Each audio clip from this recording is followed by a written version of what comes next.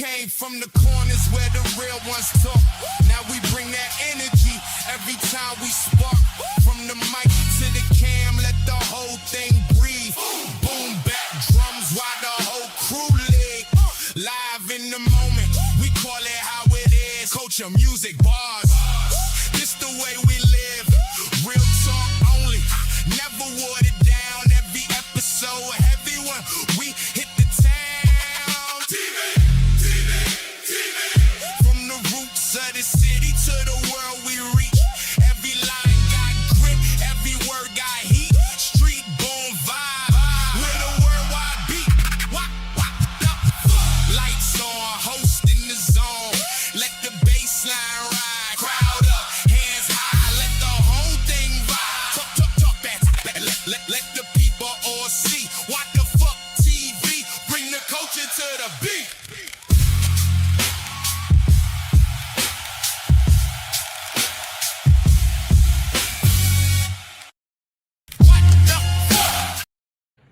Yo, what's going on, fellas? What's going on?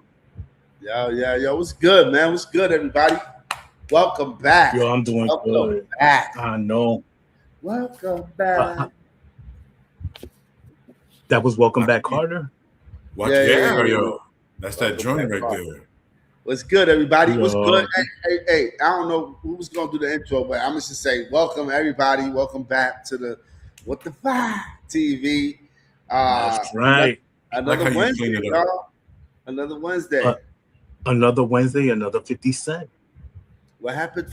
Hold on. First and foremost. No. Another 50 cents an hour. 50 Is that what we're making hour, on this bro. video? 50? We're not even making 50 cents an hour, bro. Oh my gosh. That's crazy. But listen, welcome to my brothers. Welcome to everyone. Say welcome to my brothers that are on the show with me. But welcome everyone watching on the live. Welcome to everyone that's gonna be watching the clips later. Yo, man, everything's good. What the fuck TV? My name is Echo L Black. I'm with my co-hosts, CEO, COO LMFAO, the one and only LMFAO. Hey, yo, my name is O, also Mr. What the Fuck. You can catch me on Warzone. You also got my man, El Clasico, representing the Clasico. My brother was good in the hood. Chilling, bro. El Clasico in the building. Let's do this, fellas. How was everybody's week, man, before we get off? Everybody, you know what I mean? Everybody cool? Family? Good. Busy. Just doing family stuff. A lot of work. All That's over good. the place, man. Enjoying these high gas prices, right? Yeah, somebody got to pay for that high ass gas, bro. Damn, bro. Yo, thank God when I come back here, I don't drive, so no car, no gas bill. Beautiful. But yo, you know what? I was gonna ask you, because maybe the people out there don't know. Yo, how did we all meet? Not exactly where we met, but where did we meet? Who remembers when we met? Man, that's crazy. Who wants to go first? I don't remember shit. It's too many L's, too many blunts. So y'all gonna have to. So I'll start. I'll condense it because I know I get into. Not too many details. No, of course not. You know what I mean? So I met, obviously, O and I have been known each other since practically birth, almost. We've been best friends. I saw you. Bro, I think I even held you, bro. You did. You took me out of my mom's womb. Each other's diapers? That's crazy. Nah, he took me out of my mom's womb and everything. I remember that. Crazy. But O and I, we met like back then. And then Echo, I met after I left New York. I moved to Massachusetts, but I would occasionally go visit New York all the time. And I met Echo in New York in our teens, and we've been cool since then, since day one. So that's my little story. Let's not show our age, but yeah, that was a while back. This is the way I remember it. I don't even remember meeting El Clasico. He was just there. You know what I mean? It was like since birth, So I'm not gonna say my age, but when he was born in December, I was already a couple of months, so I just grew up knowing this 6'3" behemoth. You know what I mean? We even went to Come school. on, man. Oh no, he was 6'3" when you met him. I was born 6'3". Nah. You didn't know that. So that's crazy because I know you was born with your beard. Oh, I know you was born with a beard. I I was didn't know you was born Clasico 6'3" already. That's kind of crazy. I was born 6'3" with bad credit already. yo, that's all of us, bro. You know what I mean? But yeah, and then I met Echo through a friend, and then from there we just smoked together. That's what I remember smoking. And We then didn't smoke together. You know what I mean? But yeah, no, we smoked a couple of times together. we smoked We smoked a couple of times together. You Yeah. know what I mean? But you were chilling with some other people that I didn't like smoking with. So, Right. you know, but So- I remember you was always into music. Always into music. Like the first time I met you, you had just gotten here, and I remember you spit some reggae that I was like, yo, my guy. And I was like, yo, who the heck is this guy? Like, That's you- crazy. That's crazy that it was reggae because I really didn't come into reggae into my for what the kind of fan that I am now. I really didn't really start that to later on. So Yeah. that's crazy that I've been listening to even a genre that I thought I picked up later in life. It's crazy that you remember me from that back in my early Yeah, teens. Wow. and that's how I remember you. Yo, the guy that could spit. I think back at that age, you were able to, like, let's say, if it was now, you were able to have spit anybody at that age. You know what I mean? From what I remember. So I don't know if you still got it like that. I know you Yeah, got I it might like not. that. I But do might you not got it? have it like that. But you know what? It's crazy because it's something that I'm never gonna stop doing. I don't Yeah. know. Yeah, I don't know that I'm. It's crazy. I mean, I haven't written a rhyme in I don't know how long, and I just recently started writing again. And to me, it seems so natural that it just seems like I never stopped. So it's just something that is embedded in me. So that's a dope memory, man. That's Yeah, fire. man. Feel me? And El Clasico, I know you're on mute. Oh, But I'll I'm unmute here. you. Yeah. So I remember us being young, and you got into hip hop super early in life. Like I think we were what, like 12, and Even younger. you would No, go. even younger. Okay, we were probably younger, and I remember you would start spinning the records, and you'd be like, "Yo, oh, listen." I even forgot which record you played for me, but then my mom would be like, "Yo, we gotta go." She never let me stay out there. Now, when did you, from hip hop, start loving the Dominican culture the way you do?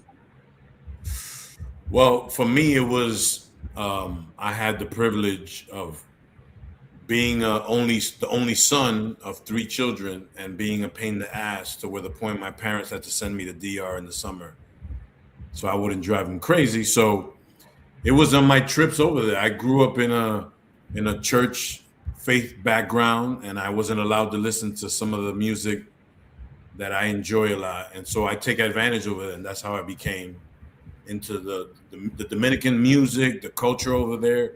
It just grew on me. When you go there, I mean, literally, I'm talking about the last day of school till a day or two before school started. That was my introduction to that world. Plus, in New York, it was a little like that too, you know? Yeah, but like let's say, my mom's the way I grew up is my mom's whenever she said, "Yo, I'm gonna send you to DR," it was on some punishment. But she never sent me out there because I'm her only son, whatever. So, but I didn't get to experience that through my teens. You know what I mean? I went there like 4 times. Uh-huh. You know what I mean? But No, yeah. for me, it was my mom probably thought it was a punishment. Maybe, I don't know, but it was like the greatest thing ever. Like, I gotta get rid of this dude. I can't imagine having this kid in I wish I had that punishment, bro. Driving my sisters crazy. So it was like, we got to send this dude to DR and be with his cousins. And for me, it was the greatest thing ever. So You know, I remember though. Huh? I was What gonna say, happened? did you used to play it off like, oh man, if deep down No, inside, I mean, well, maybe at first, yeah, and then after a while, it was just like, okay. I remember doing summer school one time, and everybody was like telling my mom, "Why are you sending them to DR?" Because summer school, you had to stay like an extra 3 or 4 weeks. Yeah, My last day of summer school, they already had a flight for me to DR, bro. That's how much they that's sent me. crazy, bro. That's crazy. You know, I do remember DR was like a totally different place back in the 80s. I remember, I forgot my age. I think I was like 10, 11, you know, that whole summer love and stuff like that. I went out there and Yeah, then man. I fell in love with this chick. And then I was coming back to the But this was in the States. capital? In the capital? Nah, this is in San Pedro, where my parents are Okay. from. And I remember I used to chill with this guy. His name was Robin El Diablo y su hermano. oh, Damn, Because right this there should have kid been a was, sign. yo, that was the sign, bro. So anyhow, down. Diablo? Robin El Diablo y su hermano. So this nigga was the devil and the devil's brother all in one. No, And his and name the was brothers Robin. didn't even have a name. It was just El Diablo. And El For Hermano. real. You know what I mean? But anywho, I remember I was coming back and I had fallen in love with this girl, Summer Love, and stuff like that. And then I remember he broke up with me because I was coming back to the States. Now, this is a wild story. You're going to be like, what the? So she broke up with me. And then Robin was like, yo, let's get some beers. I'm like, get some beers? And I'm like, okay. So I remember my cousin, she gave me This is some you money. at 10 years old, yes? 10? This is like 10, 11. I forgot. Okay. Just to make All sure. I know is, you know, but remember, they used to sell liquor to anybody. I Yo, know. we sat there and I started drinking the beer and he started drinking a beer. And we're like, yo, these women are crazy, bro. I'm like, that was the end of my childhood, bro.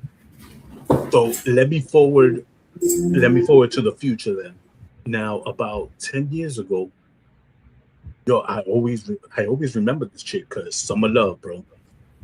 And I remember I'm like, yo, I gotta find her, yo, I gotta see what's up. So I call my cousins in DR and they're like, yo, she's in New York. And I was in New York at the time. And then my cousin goes, yeah, yo, she lives over here. Yo, we went to her door and knocked. Yo, she wasn't there. And then whatever, we got in contact with Facebook. Yo, when I talked to her on Facebook, she had like 5 kids, bro. I'm like, damn. Peace. I'm like, peace. Never I mean, there wasn't mind. really much going on in those little cities, you know what I mean? Yeah, man. What else do you expect, though? You know what I mean? Yeah, I feel like it was more. I feel like the 80s and the 90s, DR was more humble and more back to, you know, what I was used to being before the culture. I feel at a certain, like after the 2000s, the American influence through television, through the internet, became a thing that everybody was just like the DR I remember from back in them days was just gone, bro. Yeah. It's just You know, and story. And the way I see things now is I think being here, let's say our television media does something to us so we don't travel. In other words, you know, they speak a lot about South American countries being all dangerous and stuff, but is it really as dangerous as where we came up from? Do you think let's say Peru is as dangerous as New York, or is it the way you move in those places? Hey, man, that's a tough one. Because everywhere is dangerous. Everywhere is dangerous, no matter what. I think, though, of course, it's the way you move, because you know, you can't be flashy in some place where you're not from. Facts. Because you can't even be flashy in some place where you are. Where you are from. Where you were raised, You can't be flashy because your so-called friends will feel a way about that and set you up. Like, you know, Facts. I'm not a street dude, but I've seen plenty of street dudes fall into a trap because they thought it was cool to come around with some flashiness. Next thing you know, yo, why you at odds with such and such? Yo, he robbed me. Like, what? Yeah, That's your man. You know what I mean? So you hear that story again and again. So to go somewhere where you weren't raised and you don't have friends and family, and then try to have that same swag, nah, man, nah. I wouldn't recommend it. I would never do it. No, I was just gonna say real quickly, when you go, my thing is even today, if I'm going to DR, I'm just using that as an example. I just stay in my lane. You know what I mean? I'm not from the area. I'm not a street dude either. So I'm going to go with the people that I know I could trust to take me from point A to point B. Not trying to act hard, not trying to act like I'm the shit. You know what I mean? So definitely. You got to know who you're rolling with. Yeah. The reason I bring that up is because, you know, in my different trips down to South America, you know, I've bumped into those passport bros. Mm-hmm. You know what I mean? And they go with a frame of mind of, you know, taking thick gold chains and just wearing them on the outside. You know what I mean? Yeah. You can go because the money does, you know, you won't waste as much as you do in the States. However, I tell them, yo, if you don't do it, let's say, we all remember the South Bronx in the 80s, right? Yes. Yep. The South Bronx, would you go, like, let's say, if we had cell phones back then, would you go walking around talking on your cell phone in the South Bronx if you weren't from there? You wouldn't have a cell phone, bro. You wouldn't even have a cell phone, bro. You will get robbed. Exactly. You will get robbed purchasing said. Exactly. So that's why I tell people, I'm like, yo, if you wouldn't do it in the roughest hood in the States, don't do it in South America because their laws are even less stringent than ours. You know what I mean? So, like, I'll give you an example. There was one case that it was on the news. Yo, this white guy American got killed on the beach. He was just jogging. And I'm like, he was just jogging and he got killed? I'm like, yo, what time was he jogging? They were like at 3 o'clock in the morning. Oh, hell no. No wonder, you know what I mean? But that's just plain irresponsible there. Yeah, definitely, you know what I mean? But anyhow, I just wanted to, you know, kind of see and so the people could get to know us, you know what I mean, and how we know each other and where this vibe actually comes from. Because, you know, from what I noticed, I think we've been cool our whole lives, and for the rest of our lives, even in the time, we're gonna be cool. You know what I mean? Right. And an interesting fact too.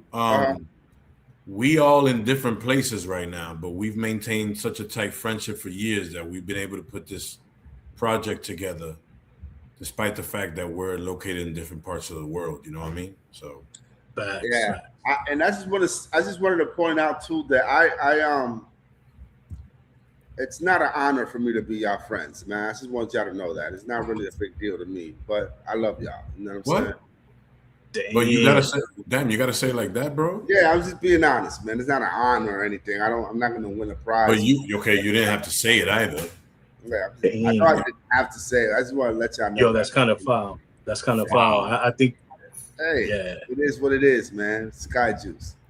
With friends like you, I don't know if I need enemies. But anyhow, yo, who needs enemies? You know what I mean? But anywho, we were supposed to have a special guest. I don't know whether he's running late or he's not gonna make it, so it's all good. You know what I mean? But I did want to tell you something that I bumped into over the week because I was listening to what you're gonna speak about today. Who you talking to, me? Yeah, because you gave me homework, so I was studying and stuff like that. Okay. Well, I'm looking at. Well, I can't see him. How are you looking at him? We don't know who you're looking at. Come on, man. My bad. Well, let me see. If I look this way, James. Yeah. You know, No. It's still the same thing. Yeah, it's still the same shit. Okay. Anyhow, but I ran into a story, and it was the how could I say it? Like the godfather of what hip hop is right now. Like his beats, his drums have been actually sampled in over 3,000 songs. Oh, I already know what you're talking about. Okay. Ooh, good stuff. You know what I mean? Yes. But what left me like, what the, was he never got paid royalties on it. And that's what hit me hard. But if you know who I'm talking about, Echo or Clasico, let me know who y'all think I'm talking about. But hold on, you're talking about an artist or a specific sound that's been sampled? Nah, it's a specific sound from an artist that's been sampled. But are you asking us for the sound or the artist? For the name of the sound or the artist. Echo? I think you might be referring to one of the most sampled, I would say, I think you're probably referring to a breakbeat.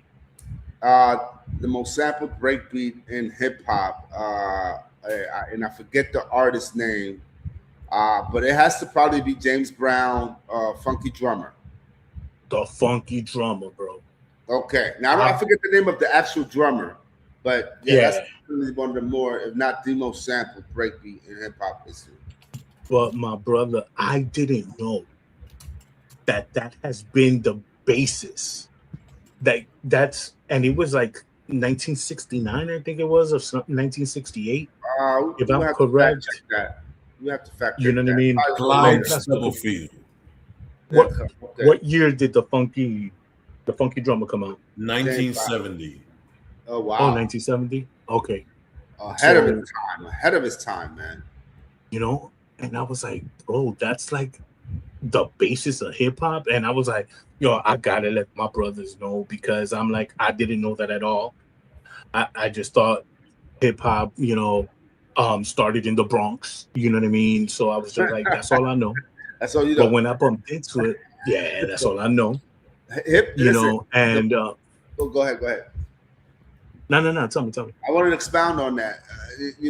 Funky Drummer, it's an iconic breakbeat sample that's been sampled time and time over again. And it exceeds hip hop music. I mean, it's been sampled in pop records as well. Yeah. Anyone could go out there and on the internet and find out just songs that have used the sample Funky Drummer. You would probably come across a quick 100 of them real easily. I mean, it's just so many. There's other breakbeats that have been sampled repeatedly in hip hop history, but Funky Drummer is the most recognizable. I don't know. You said the basis of hip hop music. I wouldn't say it was the base. There was other breakbeats that have played a big part in that as well. But I would say most recognizable is the Funky Drummer. I for some reason forgot that it was made in 1970. When you listen to that song, first I want to say I learned about the song because of the breakbeat, and then I listened to the song and became a fan of the actual song, which is about 6-7 minutes if I'm not mistaken. And I listened to it time and time again, every so often, and it's just an incredible sample, and it's never gonna die. You probably, it's my childhood. Like I listened to the Funky Drummer throughout my childhood. It's a great song, and it's the fact that it came out in 1970 just shows how ahead of his time James Brown was. Man. Yeah. Do you know it was so impactful that they teach it to drummers nowadays as like the foundation? Oh, really? You didn't know that? Yeah, that's what they were saying in the interview. They were like, just the way they, the sound on the snare. You know what I mean? It's a certain way. Like, a lot of people want to hit like the edge of the snare, but it's like on the top hat. You know what I mean? On the top, and then when they open up the snare, they call it like a ghosting or whatever, because Yeah. you know, with your left, you're like opening it up and the sound just like opens and shuts, you know what I mean? And as you're going through that beat, you know what I mean? But It's incredible. It's incredible. you know what I James mean? Brown record filled with crazy drum breaks. And speaking of beats, I just wanted to say, I don't know if you guys, I don't know if you guys know, but I finally got it, y'all. Yeah, boy. Yes. Oh, got it. Snap, yo. Listen, I don't know for the people that watch. I don't know if y'all know that I also make beats, and I'm just a regular beat maker. But I had to get my hands on the most iconic piece of drum machine. First of all, MP has a deep history in hip hop. A lot of your favorite music came from this being the foundation of whatever beat was produced for that song. I'm talking about, you could throw names out there, and MPC probably was the main instrument that was used to make that. I am gonna go and make a segment. I'm gonna make a segment on the MPC sample, which is what I was just holding in my hand is the new drum machine from Akai. It's got the beat making community in a frenzy. Everyone picked one up when it first came out, to the point where Guitar Center was trying to add me to a list of people that were on wait for this thing, and the list came up.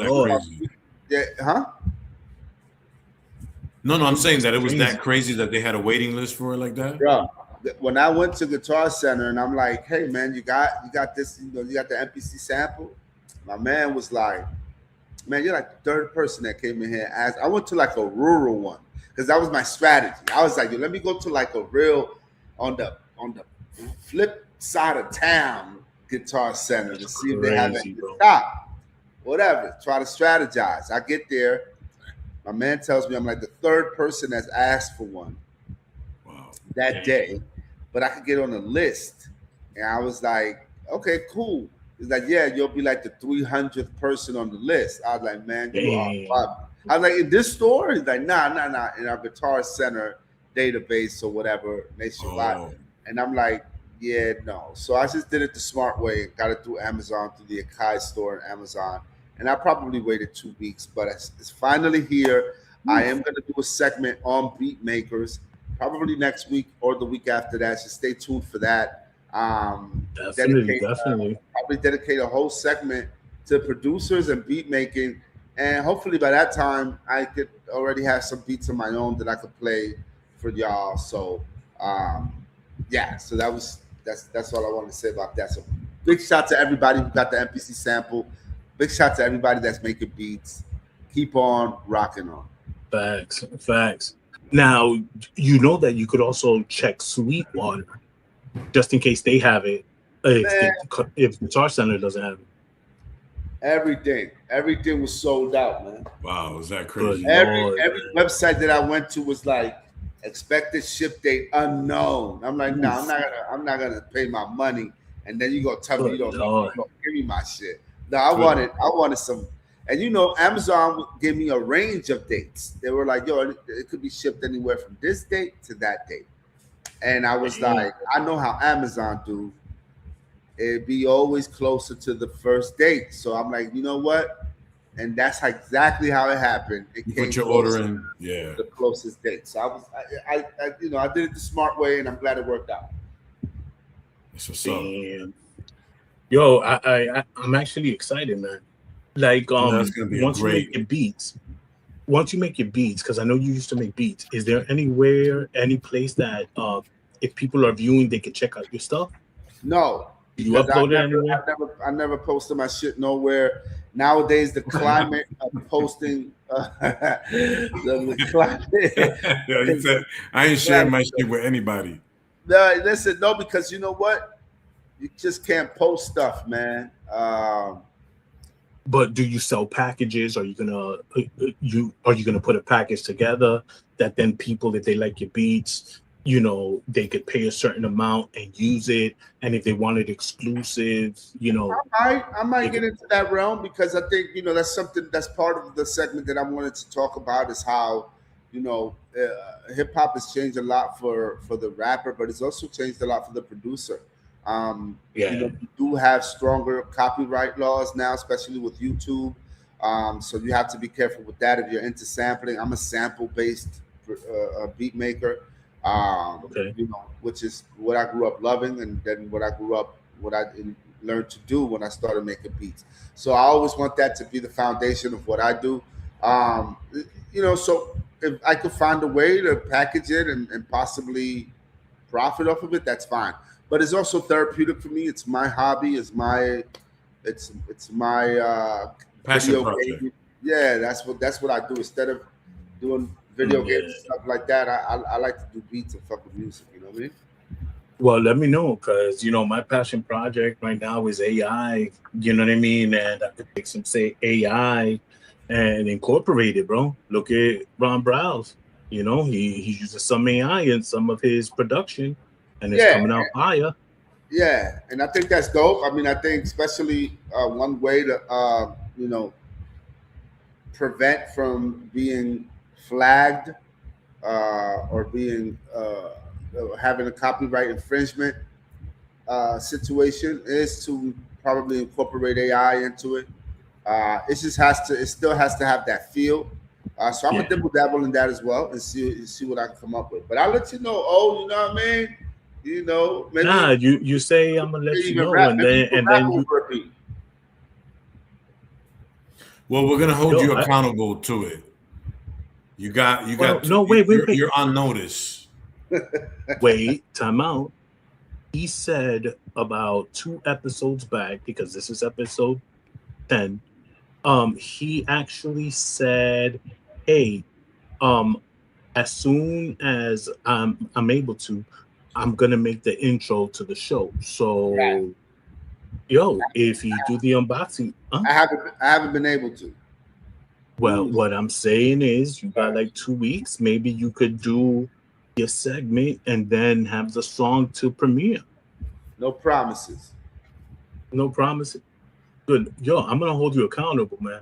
I And the told Yeah, you man. people I you're want on to watching do it. gonna I notice, hold want to you man. do it. accountable. I Everybody's want to gonna be do waiting for it. Yo, that's my stuff. I think the intro you have is pretty dope. That's why I'm in no rush. But What intro? What intro? the intro to What the Fuck TV. Oh, yeah. Well, no, but I still need it to be better than that, because it's It's true what you fire. You don't said. like it? Nothing, not, yeah, I like it, but nothing is like somebody sitting down and putting their mind to work, you know what I mean? And putting some passion behind it. You know what I'm saying? Just like I take passion for what I do to try to come out with innovative ways, like to transition from segment to segment, yo, you're a lyrical genius as well. You know what I mean? Oh, I shit. And I'm appreciate that. saying, That nigga called I'm you saying, Nas, yo. I don't think I'm a lyrical genius, but I appreciate you. But yes, it's gonna come, brother. Just don't hold me till next week or next week after that, because I don't know. Clasico. You said 2 weeks. I said 2 weeks. Yeah, Yeah, get you us a said 2 beat. weeks. I 2 said let me weeks. get 2 more weeks. 2 more weeks. Damn. Then you're not gonna be doing the segment on the MPC till it's done, because Hey that's the man, premiere. hey bro, don't threaten me with a good time. You know what I mean? She's so stupid. Hey yo, so let's do this. Let's take a pause real quick. Let's get some water. For station Yo, identification. In the yeah. meantime, can I say this? For And those that's who are watching videos, don't forget to subscribe. Please hit like. We'd appreciate your support on these and channels that share we're right. And share, and hit share share. and And if share and anybody's share. watching the game, the Knicks are up by 2 right now. In case anybody's The Knicks interested. are up by 2. Yo, Yeah. do you think? Well, anyhow, yo. So Echo, I know you had told me not to do anything, whatever. You know what I mean? But in this water break that we're gonna take real quick, can I give you something, and then Quoting you. can I give you a gift from You that? gonna give me something? Pause. I'm Yeah. Yeah, pause, No, bro. we are grown men. That pause stuff, that's just whack, bro. But it was just okay. Suspect. It was a little suspect. Yo, suspect. Yo, y'all know me for my whole life, and y'all I know, talking but it was call a me little bit suspect. on the. You crazy? What's okay? So what? So what was Yo, this? do you mind if I give you a little gift in the meanwhile? Maybe this will motivate you to do something for the show. Okay. All right, man. So we All taking a right? break, and you're gonna play something. Okay, he said Yeah, I'm gonna play yes. something real quick. He said yes. He said All right. yes. Okay. All right. Here we go. All right. Here we Did go. it. We see y'all in a minute then. Well, how long? Oh, Hold on. They're gonna cut you Hold off. on. Don't say nothing. Don't say nothing because people still hear you. All right. Hold on. Yo. Hey yo, stop overthinking, stop scrolling. You either feel it or you don't. So what we doing? Hurry up and vibe. Hurry up and vibe. Don't think too long. If it hit, it hit. If it don't, move on. Hurry up and vibe. Yeah, we live in the sound from the streets to the net. Yeah, we break it all down. Hurry up and vibe. Let it ride, don't fake it. If the energy off, then we quick to replace it. Hurry up and vibe. Yeah, the real gon' show. We don't chase the wave, we just feel the flow. Too much talk, not enough feel. Everybody got takes, but they don't sound real. We ain't here for the noise. We cut through the mix. If it don't hit the soul, we ain't rocking with it. From the bounce to the bars, from the drums to the bass, from the vibe in the room to the look on your face. You can say what you want, but the truth don't hide. When the beat drop heavy, yeah, we all decide. No delay, no pause, let it breathe and react. We ain't stuck in the past, but we know what's whack. If it's fire, we say it. If it's not, we don't. Simple math, no hype, just the vibe we want. Hurry up and vibe. Don't think too long. If it hit, it hit. If it don't, move on. Hurry up and vibe. Yeah, we live in the sound from the streets to the net. Yeah, we break it all down. Yeah. Don't overthink it. You felt it, or you didn't. Hurry up and vibe. Hey yo. Hey yo. Hey.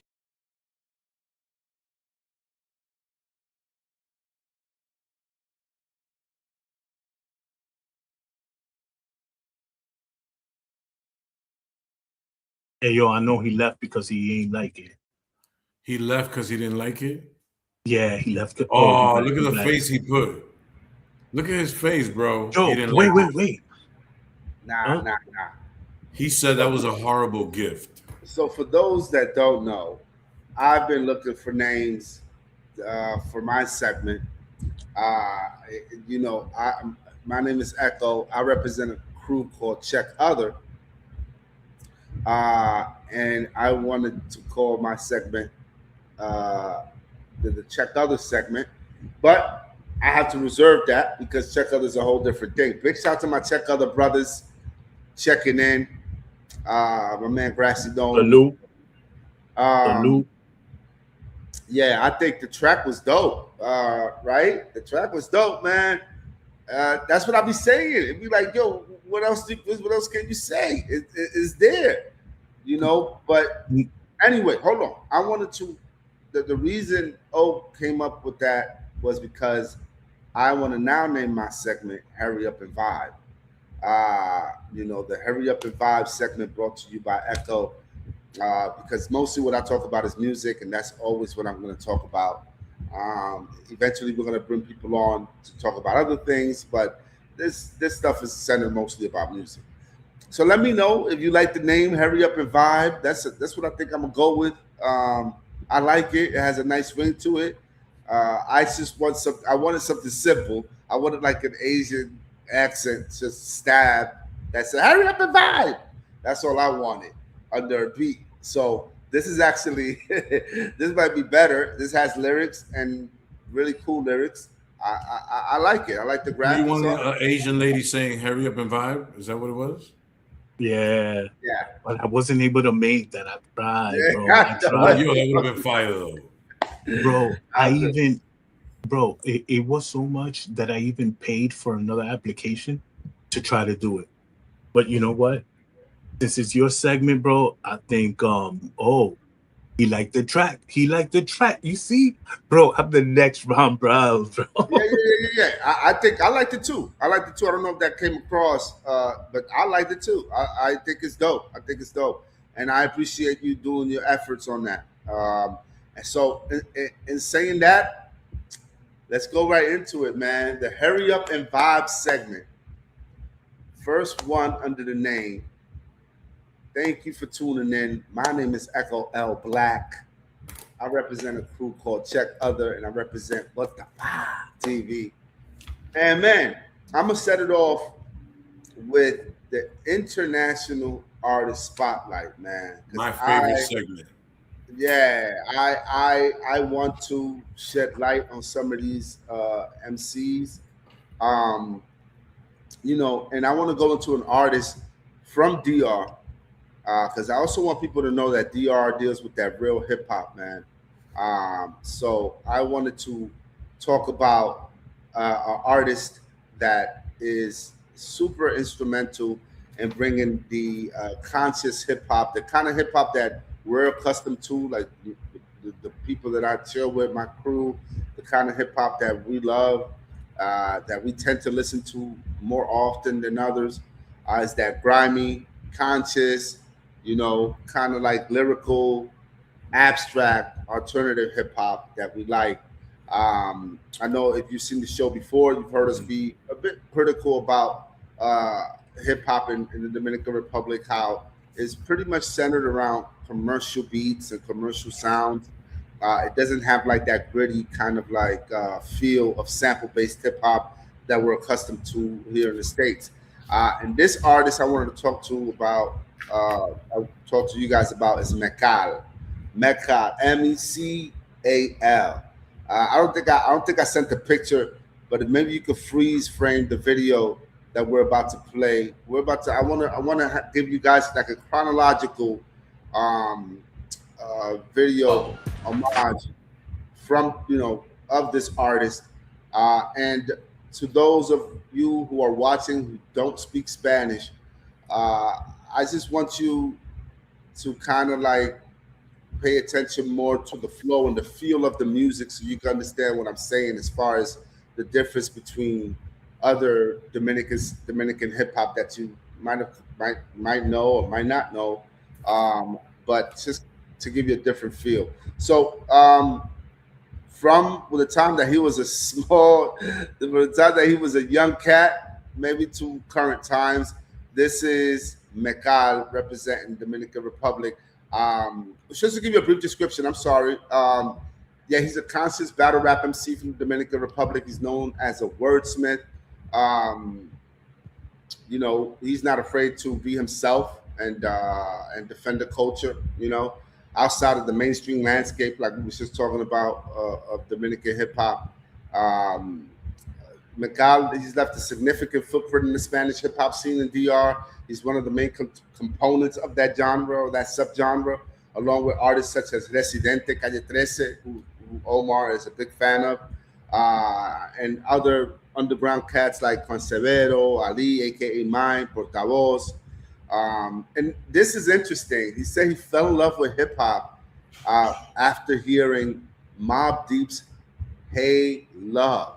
Wow. And he claimed that he didn't understand a word they were saying, but he understood that's what he wanted to do. That inspired him to continue to listen, and then eventually became a rapper once he heard the legendary rapper from Spain, MC Nak. That's who Mecal looks to be his deeper inspiration.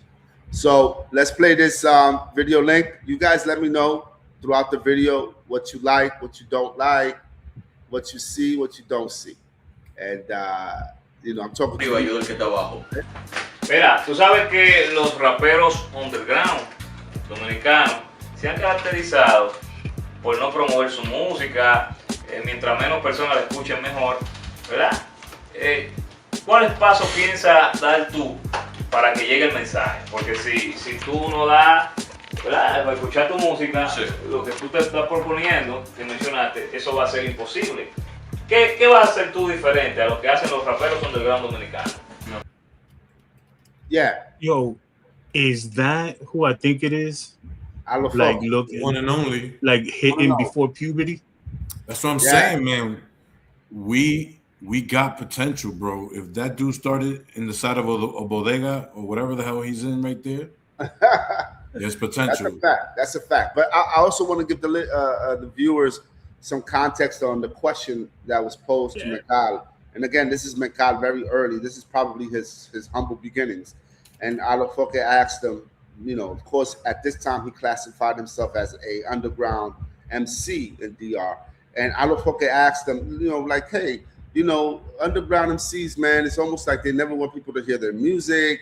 They're just content with 1 or 2 listeners. You know, what are you going to do different, you know, as an underground MC to get your message across? Or are you just one of those cats who want to rap in your basement and just stay underground forever? This is the question that was posed to Mikal. You go ahead and play the answer. Porque yo tengo mi propio concepto y mi propio concepto de cultura. Yo no soy una persona que me voy a encerrar en lo que es esa cosa, esa teoría y esa cosa de aquellos tiempos. No. Porque yo vengo a aportar, yo vengo a hacer algo que muchos o pocos nunca han visto. Okay, a ver si Hay un momento en la vida. So yeah, so his answer was that, hey, you know, I have my own interpretation of what I want my art to be. I'm not really concerned with what's popular or what's not popular or what anybody else is doing. I know I have something to say, and I know I'm offering something that not many other artists have. That was his response to LMFAO. And then you can see coming into this video now, one of his first ever tracks that he recorded. Go ahead, O.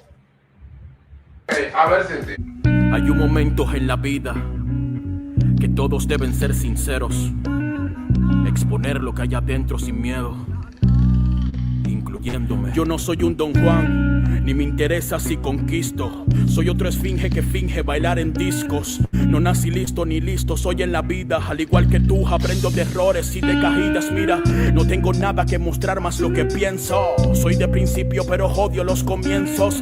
Adicto al lienzo ya que el mundo es una peste. Y para enamorarme debes de ser extraterrestre. First off, Yo, like that. Yo, bro, just even the way that bass came in.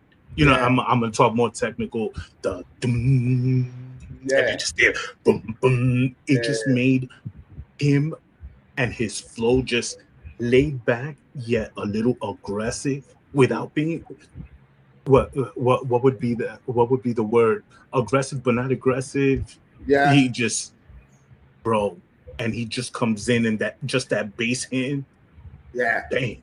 Yeah. Dang. That's also for the hip hop nerds. That is the sample is from a group called Samandi, and the song is called Dove, which was also sampled to be the title track for the Fugees' Settle the Score. It's the same sample. This one was mixed differently, so it's just it's just for you hip hop nerds out there that like to look for samples and be like, hey, I heard that before. So people, Jonathan, after a couple of these joints, I want to hear what you think. All right, so keep playing the joint. All right. Yo, desde la tierra del conuco busco una alternativa pa' que razonen, reaccionen y piensen más que quitarse los calzones. Existen cárceles, cánceres como el ignorance de suma índole. Nadie lee ni por propio interés.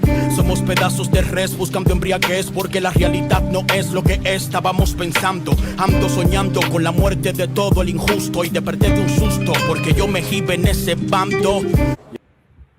Yo. Lyrics, Yo. bro. Yeah, man.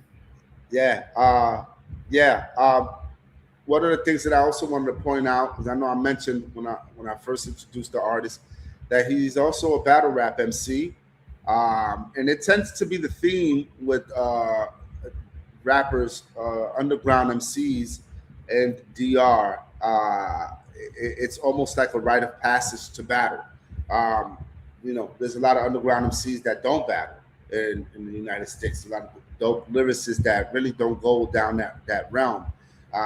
Here he is in Spanish written league, called Spit RD, where he's battling a legend, another legend in the DR hip hop scene named Decano, DKANO, Decano. And so this was a really anticipated battle here. You could please go check it out. Big shout to Spit RD, Spit Mexico. Them cats is doing written Spanish rap battles. And when I saw this about 5-6 years ago, probably even a little bit longer, it blew my mind because I didn't know it existed, and I stumbled up on it. It's just on them random. Yeah, me too. And just like Noel said, he was like, his enunciation is really good. Really good is not even the word. It's like on point. Yeah. When I saw him, he was in South America just rapping, or Central America, I think was the first time I saw him rap. And I'm like, he's rapping against like paisas, people from Colombia that speak good Spanish. And I'm like, damn, bro. And he sounds clearer than them. You know what I mean? But this is him this is his first round opening against Decano. And again, if you don't understand it, you could hear probably the crowd cheering him on because the lines are so ill. Go ahead, O. Yo, dale para allá. Yo. Decano, acá no valen tus trofeos. Estamos en un coliseo donde se mide el nivel de tus manos. Esto no es Yo sí soy Ran y los discos con esos fulanos. Aquí no vas a resaltar tu grandeza solo porque los otros de cabeza eran enanos. Hermano, ya veo tus canas. No son producto de la vejez, lo que pasa que en el ajedrez a veces el peón al rey le gana. A la mierda tu fama. Te has olvidado del rap y ahora lo quieres retomar como un niño cuando su juguete pierde. Lo único que me sorprende de ti es que eres más bipolar en el rap que una puta con menstruación, Parkinson y Alzheimer. Damn. Listen, tú nunca inspiraste mi paper. Listen, tú nunca inspiraste mi paper. Yo estuve en otra facultad donde los decanos sí tenían la facultad de enseñar y no desaparecerse. Has tenido más que suerte. Conoces a los fuertes de este monopoly, pero nunca te vi estar al frente. Entonces, ¿por qué coronarte y llamarte mejor si tu guerra más grande fue con el rapero más sobrevalorado llamado Lápiz Consciente, por favor? oh. Hey, let this other one run. Let this other one run. This is him in Mexico. Hold on, but it's true. Yo, this is some good. I think this is the battle that I saw. Okay, I think this is the one. Yeah. Okay. Esto puede parecer un show de ópera. Cuando escuchen los gritos es que comienza la acción. Sentirás el cólera. Cuando reste tu fama, tus complejos de vida y tu dolor multiplique, verás una operación. Abriré tu pulmón para curar ese asma cuando rapeas mientras tu agresividad te anestesio. Eso es una operación en tu drenaje y ingreso, con un pelotón de métricas y 2 tanques de líneas para volar tus sesos. Eso es una operación. Si prestaron atención, demostré de 3 formas cómo me calo de forma en esta plataforma con algo de su falsa profesión. Pero ok, doctor, ¿quieres que te comparen con un planeta? Pues te llamaré Plutón, ya que haré tu ego tan pequeño que ya no será importante nombrarte en la constelación, cabrón. Sentirás el miedo como cuando el señor Barriga le toca la puerta a Don Ramón. Toc, toc. O peor que Blon, que te quitó la pinta, te trató de niña, te llamó María y te colonizó el Colón. Yo, who's he going against in that one? Okay, I didn't see that. that. I didn't mention that, and that's why his first scheme is so dope because he the dude he's battling, his name is, they call him Dr. Manhattan. So that's why he was saying like, yo, you live in a false profession, and he gave him 3 ways that he will perform surgery on him. Yeah. Yo, that line that he said, the Maria, te llamo Maria, dope. I can't even say it. It was damn good. Nah, it's another freestyle right here. This is okay. So this is now more current.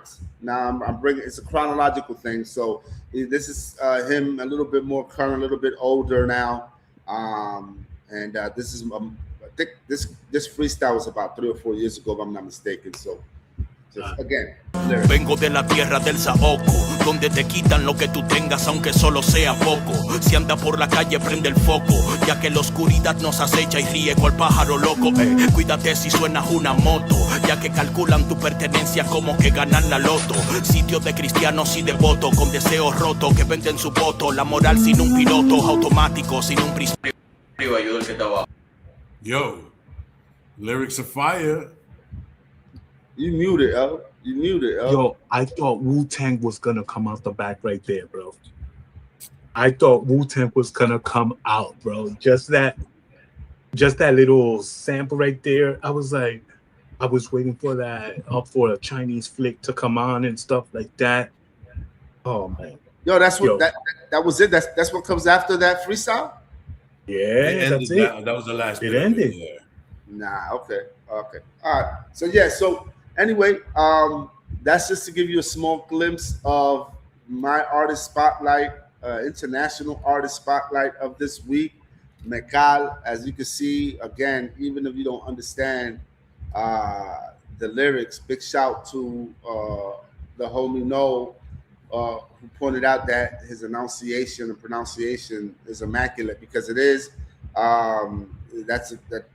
Again, that you probably don't understand the words, but you know great delivery when you hear one. And Mekal is definitely one of the strongest MCs when it comes to delivery and lyrics. For those who don't understand the lyrics, it's cool. I'm gonna feature some international artists that are English speaking in future segments. But lately, I've just been wanting to give props to these artists from DR, these MCs from DR, so people could understand that it's not just Lápiz Consciente and those Dembo. Hey. Más respeto. Lápiz, yo, big shout to Lápiz. Lápiz is the godfather. But there's a lot more to offer from DR, and that's what I've been trying to share. Absolutely. In the last 3 weeks, we did J Noah, we did the crew, Latin Gaiza, who is affiliated with Mekal. And one last thing I wanted to say about Mekal is that he is now running a written Spanish battle league himself in DR.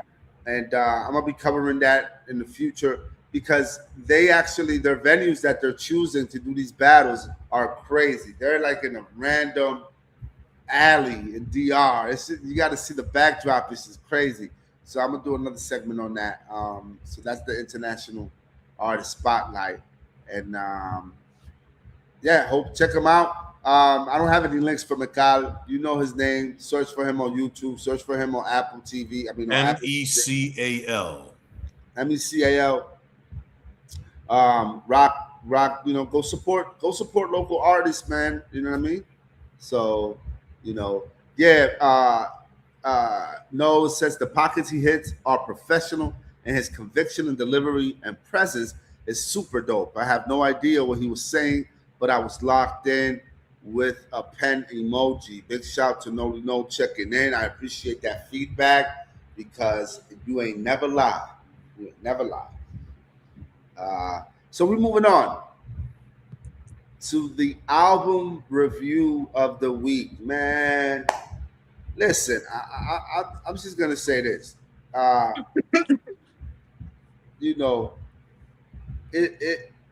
They can't say hip hop is a young man's game anymore, man. They can't. I believe that the strongest tunes, the strongest stuff has been coming out. That's been coming out in the last, man, I'm gonna keep it real with you guys. The last 5-6 years, probably, man, let's say 10, have been by older MCs. These are the 35 to 45 age group has probably been dropping the dopest music in the last 10 years. And you could go argue with your auntie about that if you want to. We got to admit that not only is hip hop not just a young man's game, but the culture is being elevated and kept up by the generation that grew up with it. And this is evidence of that with this week's album review by Billy Dance. You may know the name. You may know that name. Billy Dance is one half of the crew called MOP. His album, The Answer, produced by producer Too Busy. Not too familiar with Too Busy. And I am going to keep it real. You know, Billy Danze is not somebody that I've checked for. He's never stood out to me as a solo artist. Lil Fame was always my preference as far as when they do individual projects. But I am really impressed by this project. I think this is a great grown man type of album, and it's pause if you have to. But what I mean when I say that, it's like it's hitting on topics that are easy to listen to. It's not too complex or too abstract. It gets right to it, and this album is pretty dope. Features on the album, he has Jadakiss on there. Whoa. Ghostface Killah, Busta Rhymes, Conway the Machine, Redman is in this album, Evidence, Pharoah Monch, and of course his partner Lil Fame. So these are my standout tracks, starting with the last track on the album called No Losses. Just play a little bit of it. You guys let me know what you think, man. Check it out. If I was down on my luck, I bet you'll be living in joy. Whatever I build, you would probably try to destroy. Normally I got consideration when a nigga living on his knuckles in the basement. But I'm out of patience, ain't no reconciliation. It's over, you're a replica of a cobra. I know what I'm facing. There's places for the pieces on the board. Lines shouldn't be crossed. Careful when you swinging that sword. Assassinate the character of a man that really hoped you would win. In the end, he ain't mad at you. Overlook the fact he's the only one you matter to. The first one he extended the ladder to. Never had a thought of wanting to splatter you. Where did you get this what about me attitude? Worked up to the point you burst. The energy has been cursed. The gratitude is the worst, and what's worse is when it's solid, you can feel it in the air. Don't question the blessing, the love is right there. I made a note of it, it's clear, I get it. There's no love lost cause it was never none there. Too many problems in Yo. Yeah, No Losses. One of my standout tracks on the album. When I say this album is grown people music, is because he hits on various topics. You know, where the talk about being older and mature. Having the confidence, representing New York, just longevity in the game, jealousy. He's hit on some incredible topics. So far, what did you guys think of that little snippet? Good stuff, man. I didn't know he had all them guests on the album. I'm about to listen to that, and I'll give you my review, as always, next week. Okay. Next joint is Got Time featuring Jadakiss. Just play Billy Danze verse. We're not really trying to get cut off here. We gotta be careful with that. That's right. Too many problems and not enough answers. Too many followers, not enough champions. It's what life shouldn't be like. Generational BS brought us to the streetlights, digressing to progress. You shouldn't be hated cause you made it. You shouldn't look down on people whose dreams have faded. My melanin's endangered, not only at the hands of a stranger. The kill shot came from the neighbor nephew. We honor your father as we light the candle, so that he's always with you. We gon' put his ashes on the mantle and print up some t-shirts. That'll work. You could wear it to your games. That's gotta hurt. We out here with no shame. We passionately aim in accurate flames, changing the meaning of the speech. Yeah.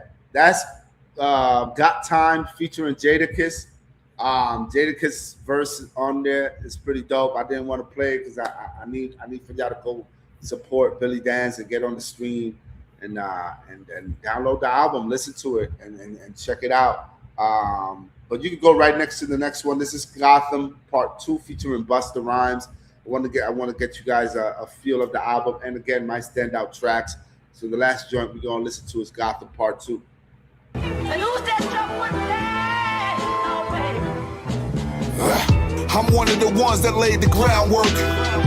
Carry the city on my back so y'all can get these perks. MOP, it's that forever work. You a bad knockoff, dog, it ain't gonna ever work.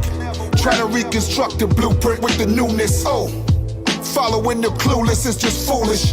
I do this, I watch them sink and pray for improvement. Set the flag at half staff and wait for some movement. Put them on stage for synchronized booing. Fuck is you doing? How you turn what's monumental into ruin? You heard about this thing of ours? I'm concerned. It was built on ball power. Your star power really got no place in here. Yeah, burn. What credentials you got? It's a rap guard rental spot. You ain't really that hot, but okay. You the dawn at the streaming farm, which make you a con. My city been on. Welcome to Gotham. Who are you? Yo, I gotta tell you. Wait. I'm gonna have to cut you off. Bro. All right, cut it off. Go do your shit. This reminds me of one of the best quoted intros in battle rap. Grown man bars is something you gotta deal with. Talk that shit. And this is grown man bars, bro. Of course. I heard this joint.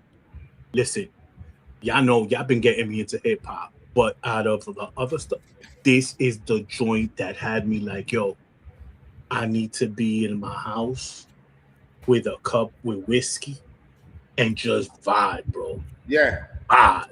Yeah. Vibe. Yeah. Like, yo, this thing, yo, and y'all know, when I could tell you some hip hop that it's like, y'all were telling me, yo, that's corny, ho. Yo, this right here, yo, Echo.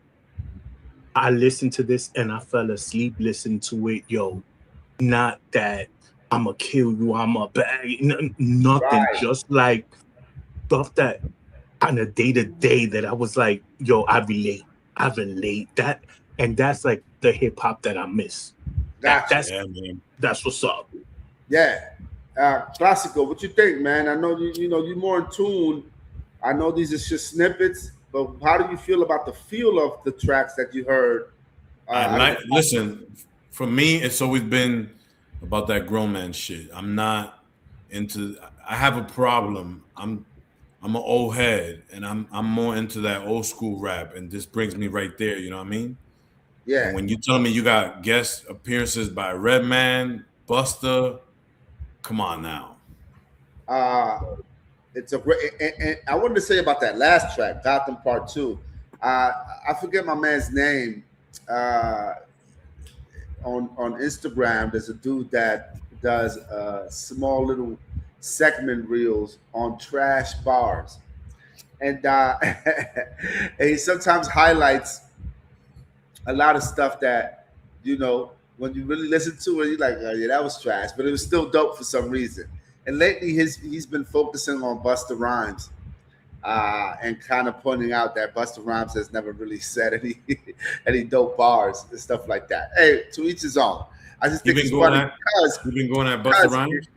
Yeah, in this particular album and in this particular feature, for Gotham Part 2, the last track we played, Busta kills it, in my opinion. I want you guys out there to check it out and let us know what you think about Busta Rhymes' verse on Gotham Part 2, which is the last track we just heard. He comes in the second verse, and I think he does an incredible job lyrically. Of course, Jadakiss, Redman, everybody else killed it.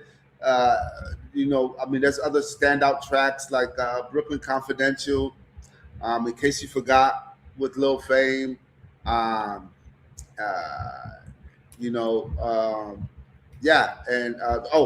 For You featuring Pharoah Monch and Styles P, where Pharoah Monch is actually on the hook singing, which is another thing that he does. One of my favorite MCs of all time. So definitely check the album out, everyone, if you can. Like you heard us say, it's grown man music, grown man bars. It's topics that people could relate to, whether speaking about, generational ills in our neighborhood, to jealousy and all of that stuff. And like O said, it's not your typical shoot 'em up bang bang that you will hear from East Coast MC all the time. So that is my album review. I give the album an 8 out of 10. I don't give it a 10 because I feel like the production could have been a bit more diverse. I think it's a great album because it does flow. It has a flow to it. But I think the beats could have been a bit more diverse. A couple of different sounds could have been introduced, and some of the production that I think would have livened up the album overall. But I give the album an 8 out of 10. Let us know what you think. Check out the album. You know, hit us up. Like, yo, man, I think this album is actually a 10 out of 10 or a 5. And let us know why. We'd love to hear why. And that's my album review of the week. Hurry up and vibe.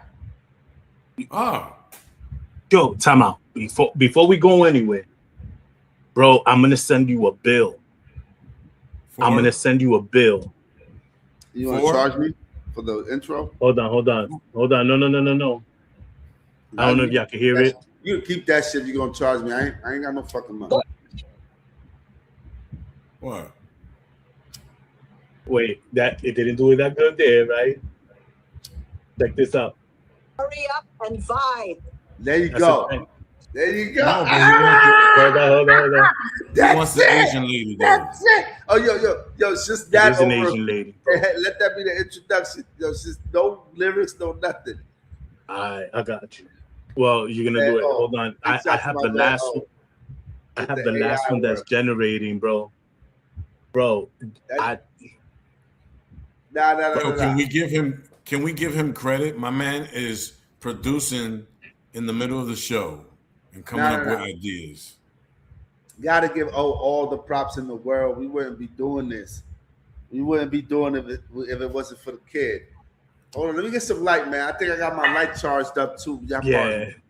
So yeah, while he does that, hold on, and we transition though. I'm just let this. Hold on. I think let me hear this one. What you gonna play now? Hold on.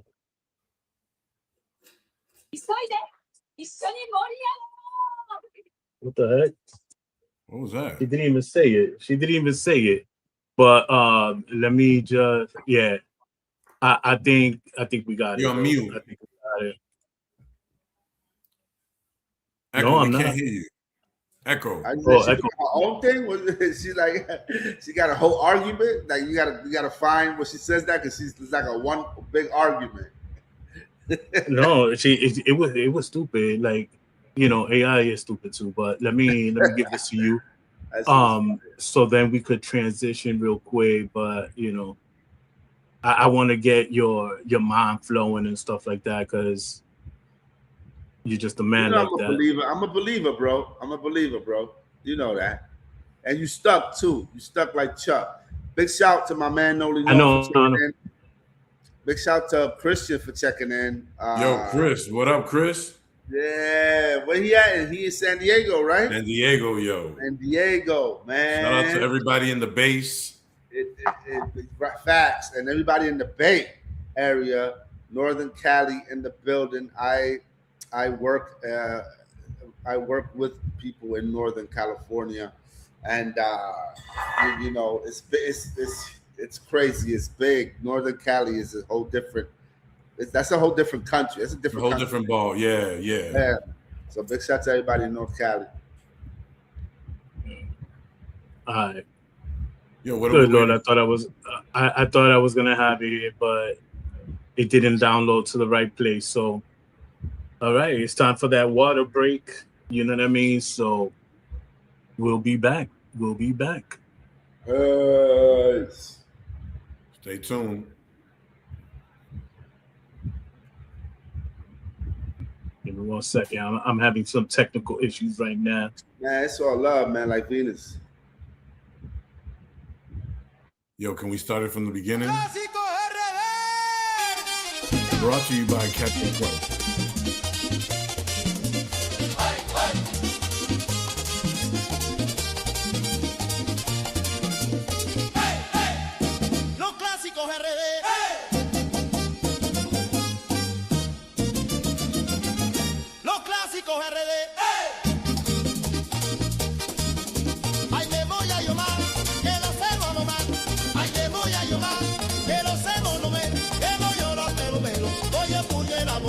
Hemos llorado, pero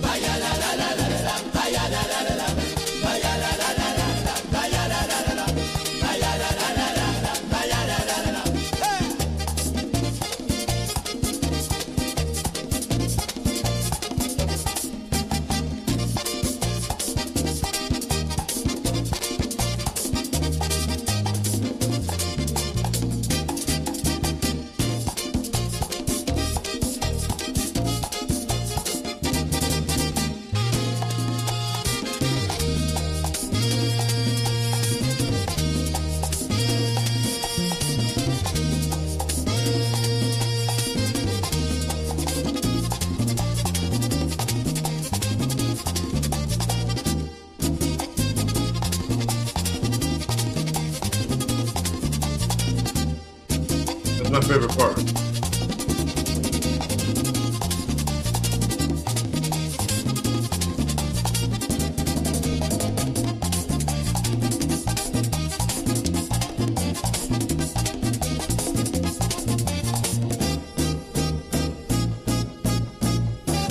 Los clásicos RD.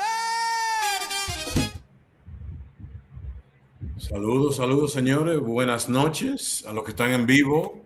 Bienvenidos otra semana a mi programa Los Clásicos RD. Hey, la bullita. Diablo, loco.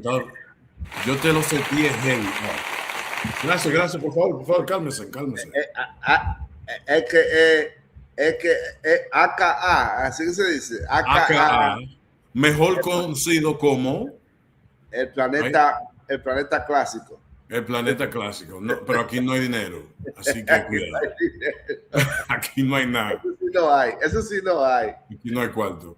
Bienvenido al programa. Primero que nada, le quiero introducir mis compañeros.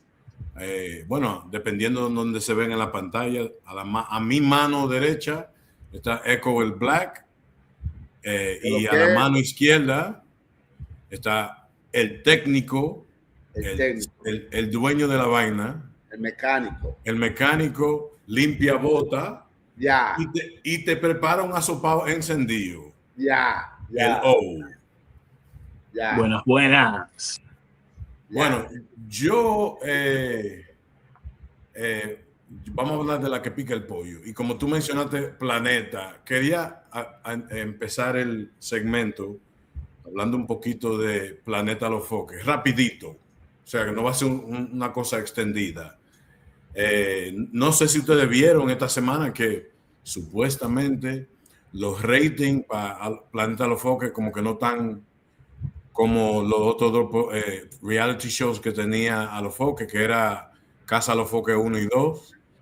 Y él salió y se disculpó y dijo, mira, la realidad es que esto no ha salido como nosotros originalmente pensamos que iba a salir. Se han salido un sinnúmero de personas, hay peleas, es un reguero, para decirlo en pocas palabras. No se dio, así son. Como que no se da. Y tú sabes lo interesante de eso, que siempre tú te encuentras con alguien, por lo menos en el círculo mío, que te dice, ¿tú viste tal programa, tal pedacito que salió en Alofoque? Y esta vez como que no lo estoy viendo como antes. La fruta, que es uno de los que ha pegado más en ese programa, en Casa Alofoque 2, la fruta está como un poquito más calmadito esta vez, no lo veo como el mismo entusiasmo. Tiene su vainita que él dice que siempre pone a uno reírse, pero no necesariamente como antes. ¿Qué opinan ustedes sobre? ¿Lo han visto el programa? ¿Qué creen ustedes de ese espectáculo? Yo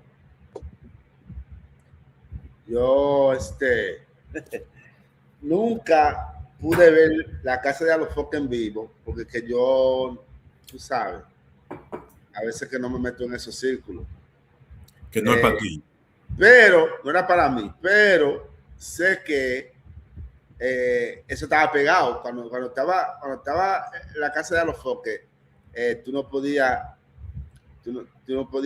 pasarte un día sin escuchar eso en las redes. Sí, en todos lados, exacto. En todos lados. Entonces, no me da no jodido mucho con eso, no. Yo sé que no es una cosa que de verdad está pegada, porque no se ve en las redes ni nada. Entonces, como que no se está, de lo que yo entiendo que Alofoque se está quejando es que recuerda que él trae a los influencers para el programa como para darle view, y ellos traen sus seguidores, y así que se va acumulando los views en YouTube. El problema que dice él, que los influencers que él ha invitado no están como compartiendo el contenido, no están haciendo lo que deben hacer antes. Por eso es que antes tú te entrabas a Instagram y te encontrabas 4 o 5 videos de la fruta haciendo un disparate o de alguien haciendo esto. Ya. Como que No, la sí, vaina bajado un como que poco. no está dando, como que no está dejando. No es tan popular como la Casa de Alofoque. Y yo me puedo dar cuenta, aunque yo no soy una persona que sigo esos shows, pero que antes, cuando la Casa de Alofoque salió, era inevitable. Como tú dijiste, tú entrabas a las redes y eso era Alofoque. Sí, Oh, sí. ¿qué tú piensas? Ay, Bueno, está saltándose ahí. Tú te estás saltando loco en medio de un show. no, un dulcecito, Ay, santo porque padre. la diabetes, no Una, sé, se me estaba. Ustedes leche comenzaron, leche condensada. oye, ustedes comenzaron a hablar de Alofoque y ese tipo, y ni lo paso, ya, ni lo paso. So, ¿por qué no tiene rating? Por Lambón. Ay, No supo si se bien, oh, ya dijo esta vaina. Oh, Y eso es lo que le pasa a la gente, que comienzan a hablar demasiado y entonces hacen su vaina y se quedan jodidos. ¿cómo? Pero el ay, hombre Dios está- mío. Así tú estás tirándole fuego a los focos entonces. Oye, desde el comentario que hizo hasta que él, ya tú Vas a sabes. seguir con eso. Ese fue el primer show Voy de a que hicimos seguir. nosotros. Todavía está peleado con eso. Oye, es que, brother, una cosa es, hizo algo que no me gustó ya. Y ya, vamos a dejarlo ahí. Tú, Vamos a dejarlo ahí.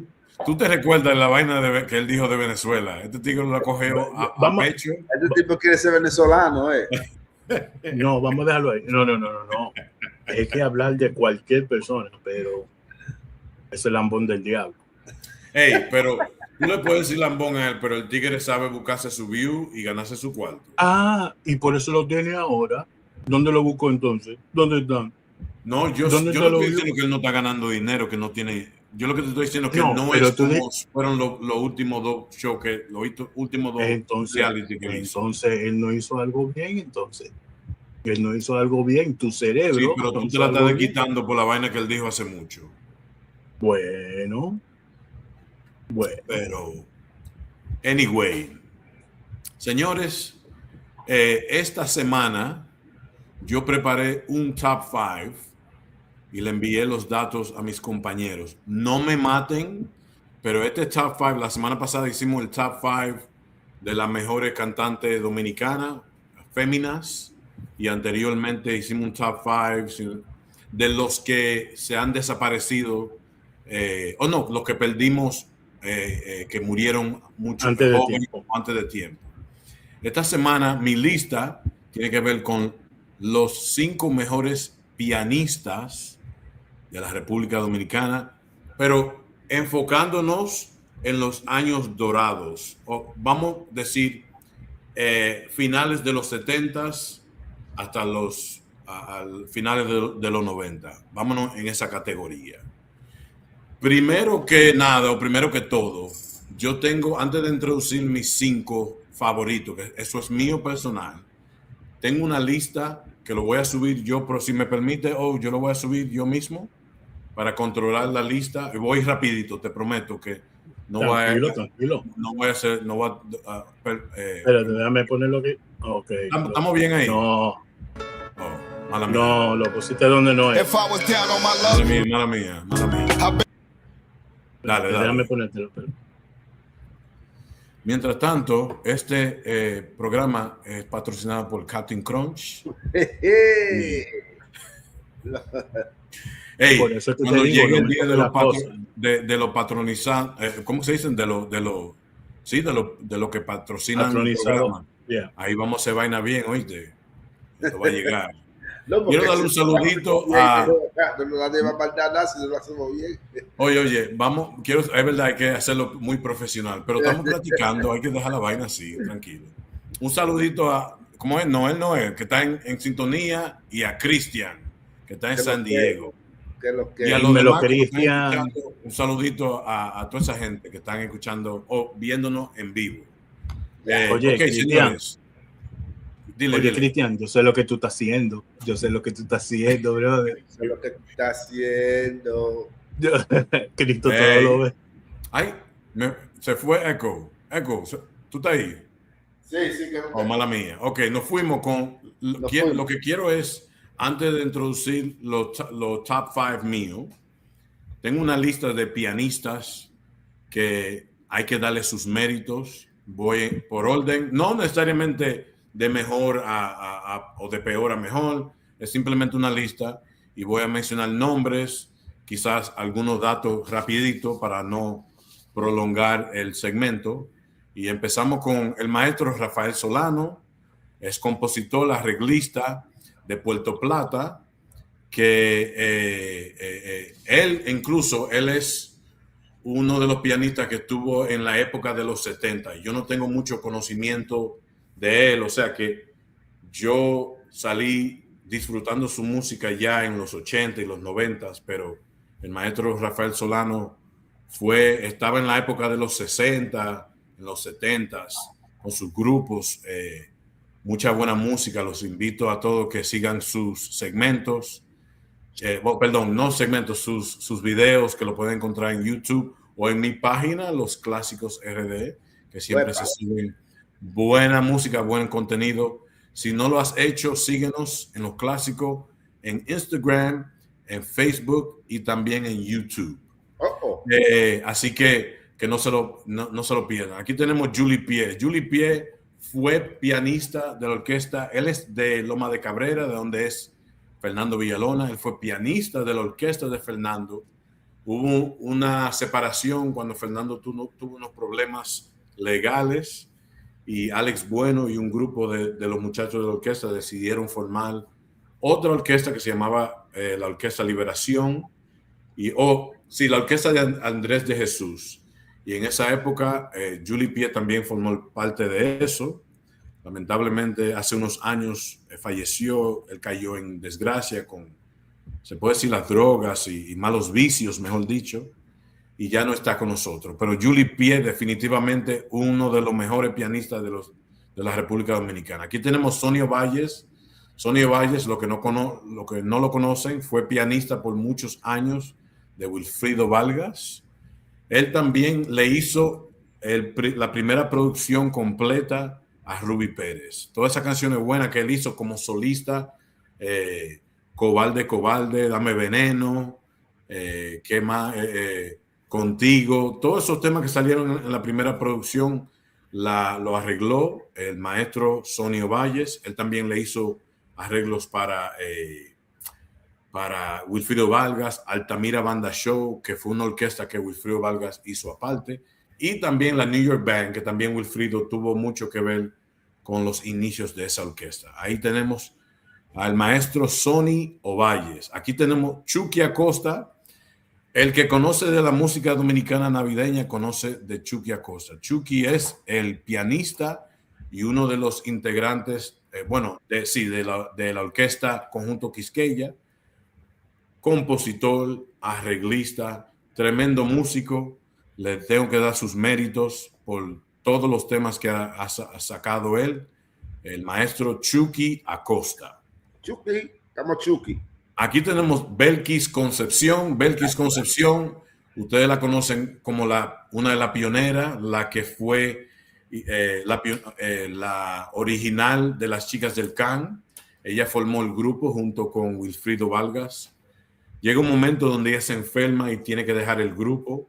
Y según dice Belkis, Wilfrido tomó esa oportunidad para quitarle el grupo a ella y formar las Chicas del Can, que de verdad pegaron en los 80, que estaba Miriam Cruz, Verónica Medina, Eunice Betances.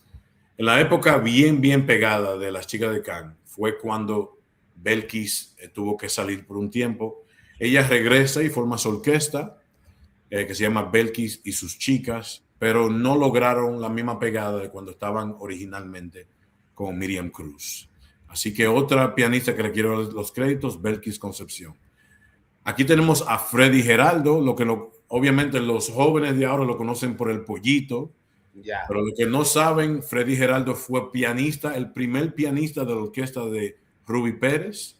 También tocó con orquestas como Richie Ricardo, le hizo producciones a la Roca Banda por mucho tiempo, también antes de formar su orquesta aparte.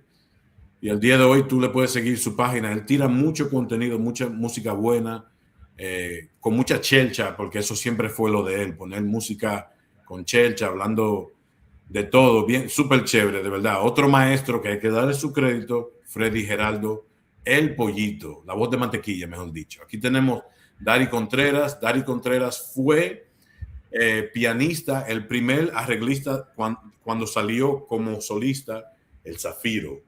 El Zafiro era compositor muy, muy bueno. Todos los temas que nos gustan a nosotros de Zafiro, la mayoría, mejor dicho, lo escribió el Zafiro. Y Dari Contreras fue el que hizo los arreglos musicales. También él luego forma, después que se separa, obviamente hubo problemas con el Zafiro y su vida personal. Él forma una orquesta que se llama David Daris y la Banda Show. Después de ahí David Kenton, que era parte del grupo, se va. Él forma su orquesta que se llama Daris y la Banda Show. Eso se va como cayendo. Y a él lo conocemos porque él forma la orquesta Sin Fronteras, que cantaron la canción de Boyz II Men, interpretada en español, que se llama No dejemos que muera el amor, que pegó muchísimo diría yo, en el 96, 97, por ahí. Actualmente el maestro Daris es el maestro musical o el líder musical de la orquesta de Alex Bueno. Okay. Y que lo que ven video por ahí, lo que siguen a Alex Bueno, al maestro Daris, el apodo de él es Daris, es el nombre que él tiene, pero su nombre es Daris Contreras. Así que le damos los méritos al maestro Daris Contreras. Aquí tenemos Henry Hierro, siempre pronunciando la H como el americano, dominicano que soy. Henry obviamente formó parte, primero, él estuvo en una banda de rock con Josie Esteban, Ringo Martínez y su hermano Willy Hierro. Wow. Luego se va, después que se separan, Josie y Ringo empiezan a hacer su orquesta, que es la Patrulla 15. Henry se va para Nueva York y se junta con Víctor Roque y ahí forman lo que se llama La Gran Manzana. Todos esas, tus besos son, ustedes recuerdan esas canciones. Luego se separan y él forma su orquesta aparte. Y lamentablemente falleció hace unos meses el maestro Henry Hierro. Él también le hizo producciones o le hizo arreglos para El Torito, Ruby Pérez, Tú vas a volar. Él le hizo ese tema, un tema no reciente, pero en 99, por ahí 2000, él le hizo temas a Ruby Pérez y al Torito. Así que el maestro Henry Hierro. Aquí está Coqui Acosta. Coqui fue uno de los primeros arreglistas de la orquesta Aramis Camilo y la Organización Secreta. Él hizo temas que le escribió Pochi Familia.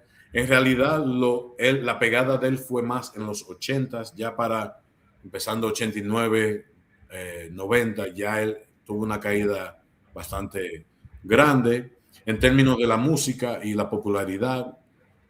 Hoy él vive de la música también, pero él hace producciones, hace arreglos, si no para orquestas dominicanas, él lo hace para otras orquestas a lo extranjero. Así que ahí tiene el maestro Coqui Acosta. ¿Quién más tenemos? Jerry Vargas le llamaban el Nazareno. El Nazareno fue que tuvo una orquesta en los 80. Primero él empezó con la orquesta que se llama La Gente del País y luego él formó su orquesta aparte. Un dato bien chulo sobre su orquesta. Su orquesta era bien conocida por la coreografía, si estoy diciendo la palabra bien, lo baile. Él tenía un muchacho un señor que se llama Raúl Sisa y a Nelson Hill, y esos tipos bailaban como un bacano. Te invito a que vean los videos de Jerry Vargas, el Nazareno, que ya no está con nosotros, murió hace unos años, pero un tremendo pianista y arreglista que quería darle sus méritos también. Jerry Vargas. Aquí tenemos el maestro Manuel Tejada. Manuel Tejada ha tocado todo. Mili Quesada, trabajado con Alex Bueno, Sergio Vargas, los éxitos de Sergio Vargas, lo bueno, él ha hecho todos esos arreglos. Yo casi lo puse en mi top 5, pero yo quería poner uno de los pianistas más recientes y no lo incluye a él, pero el maestro tiene una librería de canciones que él ha hecho. Los invito a buscarlo en YouTube, videos de arreglos de él.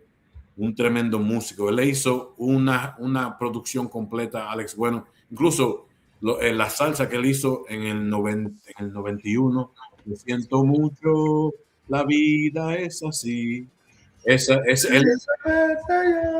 mismo. Él le hizo esa producción completa, Alex Bueno. De verdad, un tremendo arreglista y pianista, pero le quería dar su mérito porque había mencionado otros aquí, el maestro Manuel Tejada.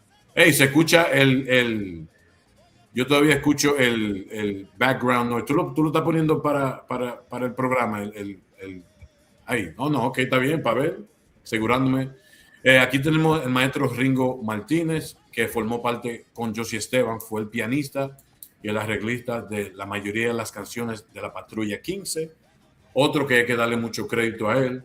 En los 90s, diría yo como 92, 93, ellos se mudan para Puerto Rico y allá Josie Esteban forma otra orquesta aparte que se llama Zona Roja y Ringo Martínez forma una orquesta que se llama Caña Brava, que tocaron mucho en los 90s, pero él fue otro de los pianistas que de verdad disfrutamos mucho.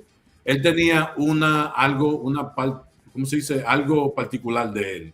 A él le gustaba usar en el piano el sonido de como un cohete. Chiu, chiu, chiu, chiu. Si tú escuchas las canciones de Josie Esteban, tú siempre lo escuchas en los mambos de Ringo Martínez. Así que otro de los maestros que me gustó bastante, Aníbal Bravo. Aníbal Bravo fue un bacano, de verdad, siendo Aníbal. Ahí, para mí, uno de los pianistas que su orquesta tuvieron muchos integrantes, como una universidad del merengue. Ahí salieron Bobby Rafael, Jochi Hernández, Iliana Reynoso, Johnny Vargas, muchísimo. ¿Quién más? El haitianito Félix Cumbé salió de esa orquesta. Así que hay que darle sus créditos al maestro y también Tony Bravo, que es mi amigo personal. Hay que darle su crédito al maestro Aníbal. ¿Quién más tenemos aquí? Y finalmente tenemos al maestro Israel Casado, que él fue pianista de los hermanos Rosario por un tiempo. Luego se va. Primero él hace el Majao. ¿Recuerda la canción de Ben Isadel, Majao Majao? No sé si recuerdan esa canción, como en el 93, 94. Él le hizo la producción a Ben Isadel, muchas canciones. Luego se va para Puerto Rico y allá se monta con Grupo Manía, le hace producciones a todas las orquestas de Puerto Rico. De verdad, fue una cosa tremenda. Y esa fue mi lista, esa es mi lista de los que quiero mencionar, pero no son parte de mi top 5. Así que ahora nos vamos. Algunos comentarios antes de continuar sobre mi lista, algo que quisieran aportar ustedes. Siempre es un honor ver esos artistas mencionados, porque algunos como yo, que conozco el género, pero no lo conozco profundamente como tú, es algo bueno de aprender sobre estos artistas y las contribuciones que ellos tuvieron en el género. Muy interesante. De ahí, de verdad, conocí a algunos, pero Berky Concepción y Aníbal Bravo y Henry Hierro son lo que más yo conozco en esa lista. Así que un saludo a los que están con nosotros, los que no están con nosotros, que en paz descanse. Gran artista de nuestro país. Y ahora nos vamos con los top 5. Y le voy a pedir, no me maten. Como le dije, esto es algo mío personal, lo que me gustan a mí. Mi top 5 pianistas de la República Dominicana. Vámonos con la número 5, por favor. El número 5. ¿Quién va a ser? Ay, ay, ay. Yo quiero sentir mi tontón, mi tontón.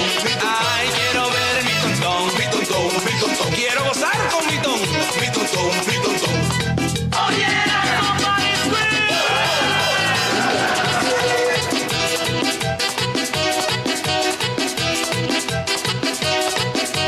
Uno, due, tre, quattro.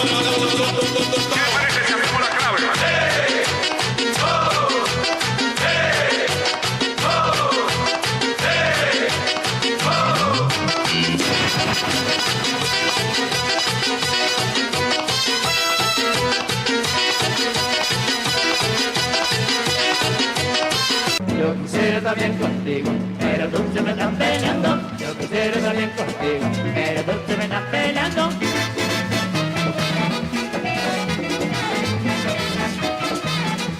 Y otra vez, el mismo rojo, pero en la misma panza, compadre.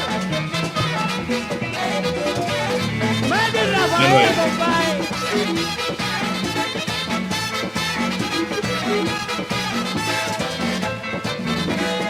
Eso viene.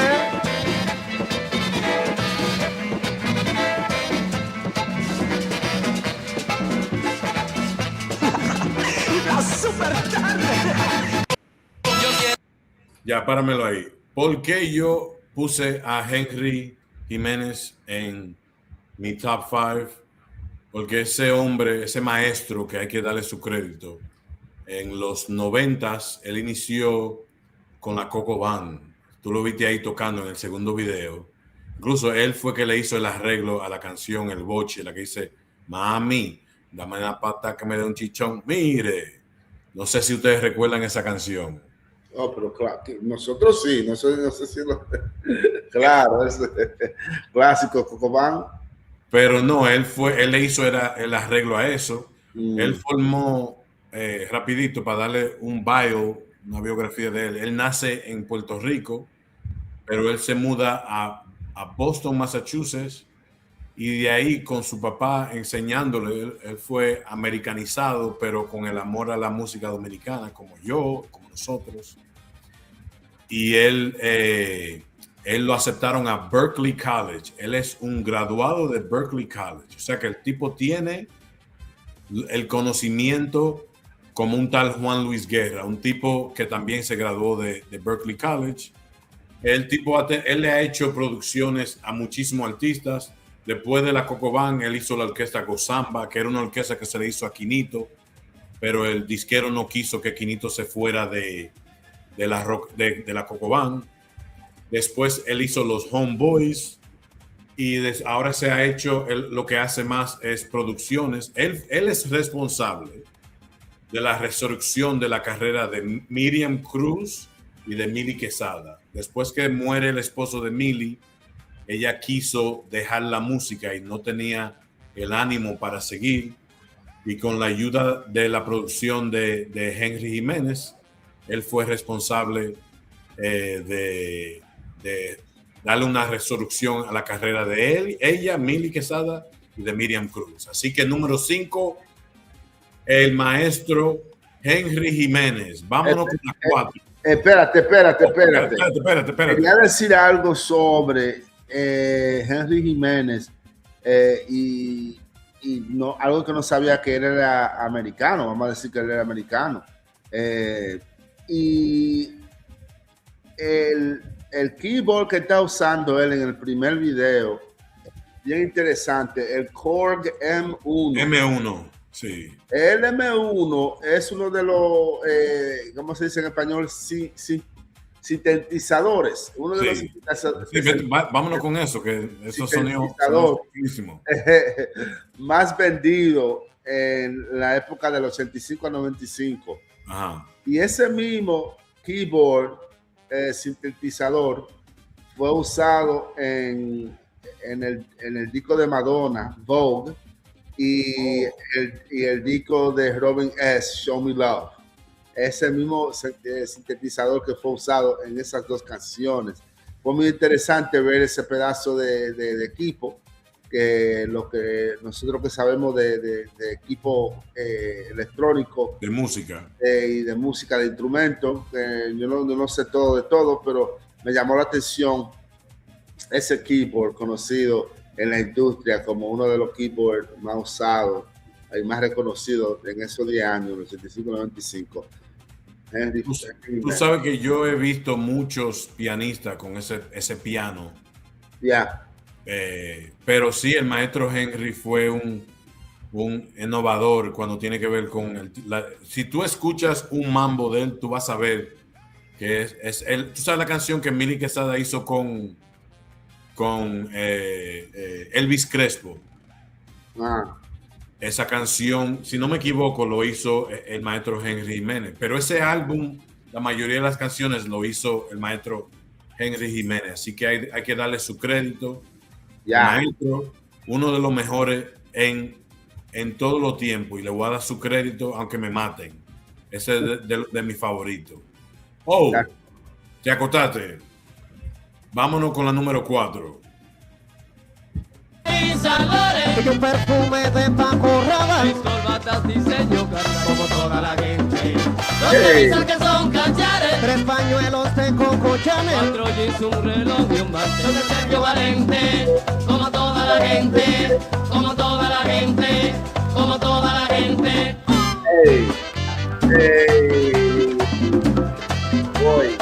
Y sigo usando mi ropa de marcas y yo con mi swing natural. Ay, ay, ay. Willy, y tú. Y yo uso lo de aquí, Oscar de la Renta. Oíste, mi merengue va colorado, y yo se lo canto colorado, porque ya le gusta colorado, como yo lo canto colorado. Mi mujer le gusta colorado, que yo le hago un cuento colorado, que sí le gusta mucho colorado, que lo repito colorado. Y ahora sigo camino a Colorado, compay. Y lo ave, mami.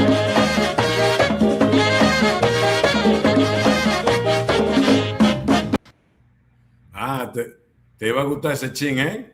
Oye, Diony Fernández, dime de Diony. Oh, eso es lo mejor. Otro que yo le llamo al equipo, que es la orquesta de él, la Universidad del Merengue. Porque cuando yo te digo, ahí salió Charlie Rodríguez, el que está cantando ahí Colorado. Ahí salió Sergio Valga. Ahí salió Pablo Martínez. ¿Quién más? Kaki Valga. Yo tengo una lista. Kaki Valga, Pablo Martínez, Sergio Valga. No, ¿qué se puede decir? Tú sabes que el maestro Diony Fernández estuvo con orquestas como Los Hijos de Rey, y después que él sale de Los Hijos de Rey, él forma la orquesta Sandy Reyes y Diony Fernández y el equipo. Pero Sandy Reyes se le va y él se queda como Diony Fernández y el equipo. Y cuando te digo eso acabó en los 80, eso son pocas palabras para la realidad. Datos que te puedo dar. Tú sabes que el maestro Diony Fernández fue quien hizo el arreglo musical de una de las canciones en español dominicana que yo creo que pegaron más que cualquier otra canción, que es El Africano. El Africano fue un arreglo del maestro Diony Fernández. Hay temas como Oye Muchacha, ¿te recuerdas esa canción? Oye Muchacha, Compañera de Fernando Villalona y Chepe del Gran Comprés. Esos son pocos de las canciones que el maestro Diony Fernández hizo. Ponme esa cancioncita otra vez, la primera parte. Ven que yo la pongo aquí, yo la tengo aquí. Vamos a escuchar otra vez, bájame ahí y vamos a escuchar Los Diseñadores, que es la canción que canta Sergio Valga con Charlie Tengo un traje de Isabores y un perfume de Paco Rabanne, mis corbatas diseño carnal, como toda la gente. 2 camisas que son cachares, 3 pañuelos de Coco Chanel, 4 jeans, un reloj y un mantel de Sergio Valente. Como toda la gente, como toda la gente, como toda la gente. One of my favorite foods of all. Y sigo usando mi ropa de marcas y yo con mi swing natural. Ay, ay, ay. Willy, y tú. Y yo uso lo de aquí, Oscar de la Renta. Oíste, merengue. Vámonos entonces ahora con la número 3. Con Mariana, con Mariana, con Mariana, Mariana, negrita del amor. Con Mariana, con Mariana, con Mariana, con Mariana, con Mariana, con Mariana, con Mariana, con Mariana.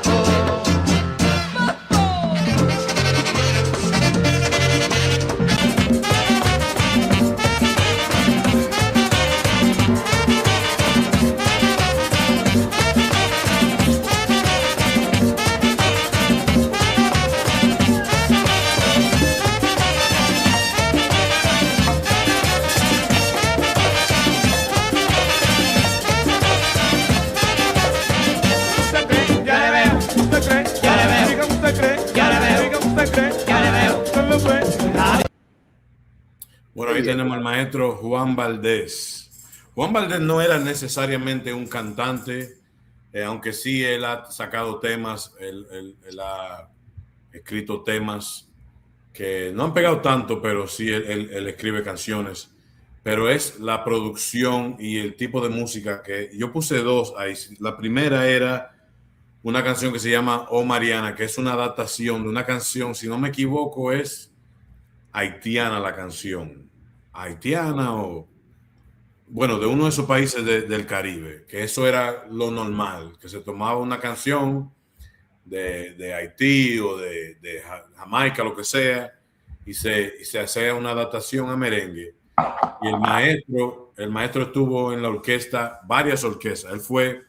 Primero fue director de la orquesta de Aram y Camilo, luego él fue director de la orquesta Liberación con Alex Bueno cuando sale Julie Pie, y Los Hijos del Rey también. El segundo video es él con Los Hijos del Rey, que ahí también estaba Sergio Vargas. Él le ha hecho canciones, antes de ponerme ese video, él le ha hecho arreglos que ustedes quizá conocen, La Ventanita con Sergio Vargas. Aquí tenemos El Chicharrón de los Hermanos Rosario, La Pastilla de Sergio Vargas también, y ¿Qué pasará? de Benny Sade. También Toda la Vida de Rasputín, y esta canción que se llama El Ilegal. A mí me gusta en particular el intro, y le voy a poner a O que le ponga un poquito. Esto fue del maestro Juan Valdés. Adelante, por favor.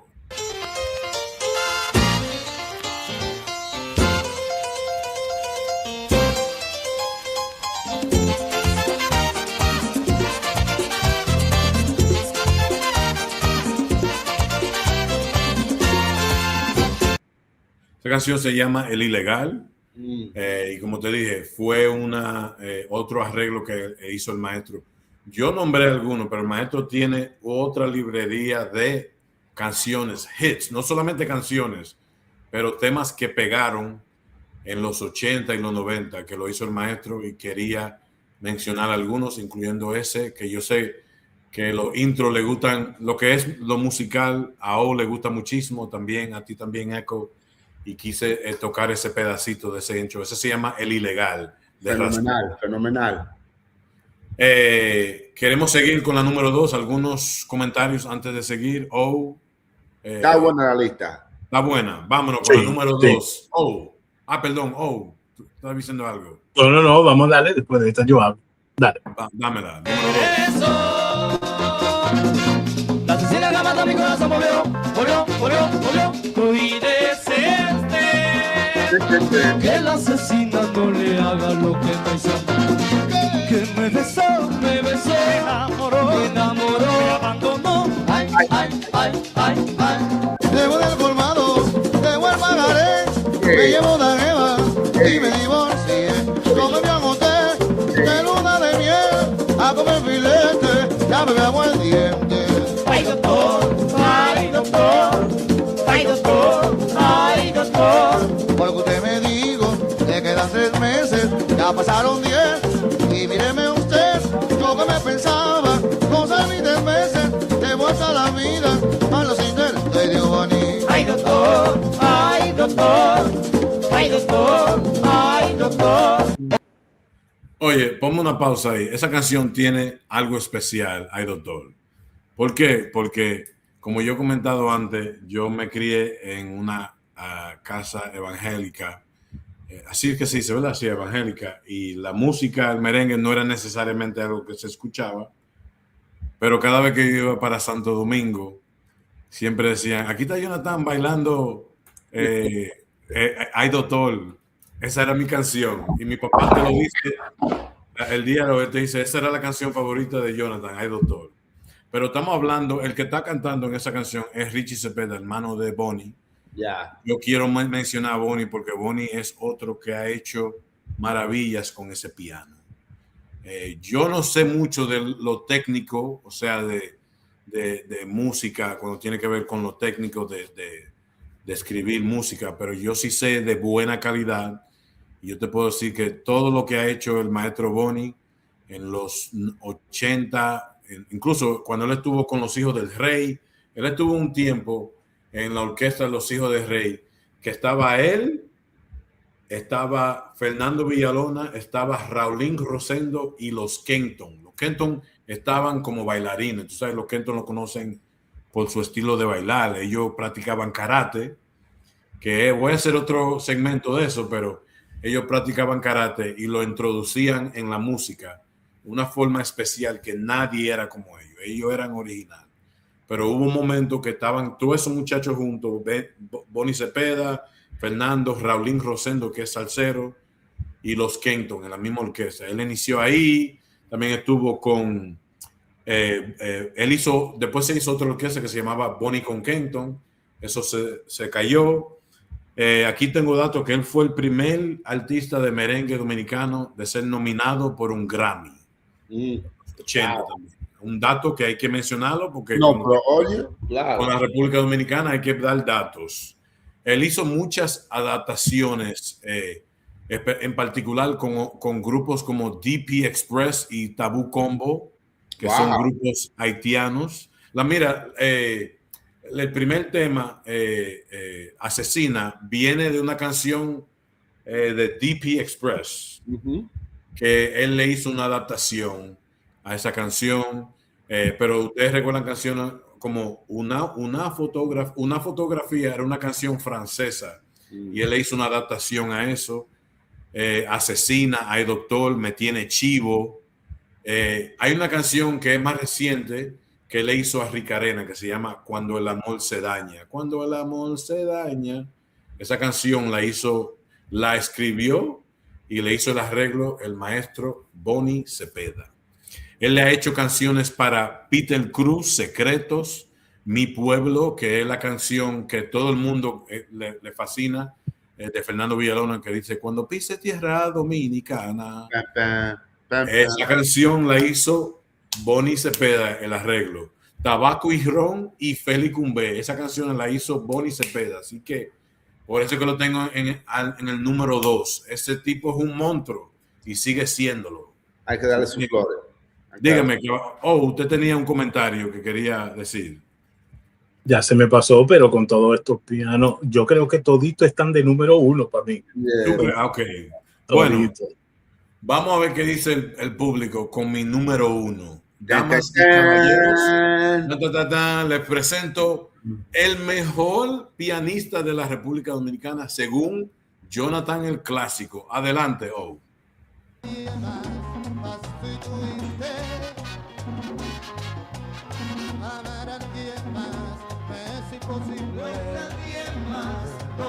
No hay nadie más, más tú y tu idea. Amar a alguien más me es imposible. No hay nadie más, no. Eres solo para mí, tú mi luna y mi sol, el rostro que quiero ver cada día al despertarte. No hay nadie entre cielo y mar, mi amor, que te haga tanto. Tú eres mi única felicidad, por ti respiro y canto. Eres dueña de mi corazón.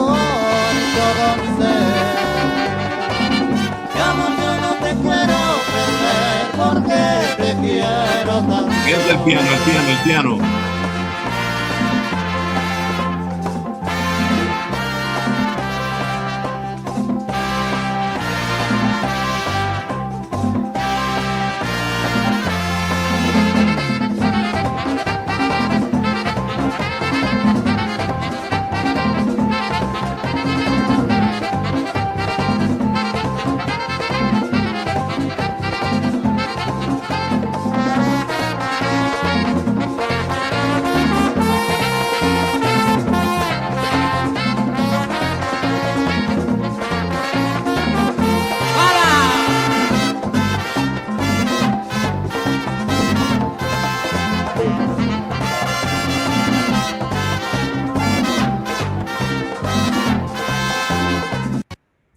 Yo creo que el audio no le da los méritos que esa canción o ese sonido de esa orquesta se le debe, porque esa fue una orquesta del otro mundo, la orquesta internacional, la mejor orquesta. Pero, ¿qué te puedo decir de Ramón Orlando que ya yo no he dicho varias veces?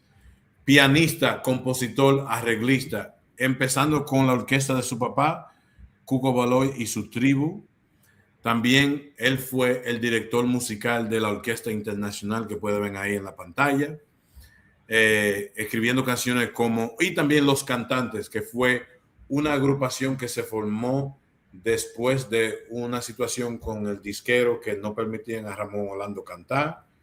Y luego él lo que hizo, que le hizo producción, hizo una orquesta aparte que se llamaba Los Cantantes, que estaban todos los cantantes de él, y su hermano, que se llama Christopher Baloy. Y bueno, ellos hicieron los temas El Venao, El Virao, pero también están los temas de Ramón con la Internacional, No Me Importa, No. Te compro tu novia fue también con Los Cantantes. Te Quiero, otro tema que él hizo con su papá en la tribu. Él le hizo composiciones para Miriam Cruz, La Loba. Yo no soy una loba, no. Esa canción le hizo El Perro Ajeno a Ruby Pérez. Quien da pan a perro ajeno pierde el pan.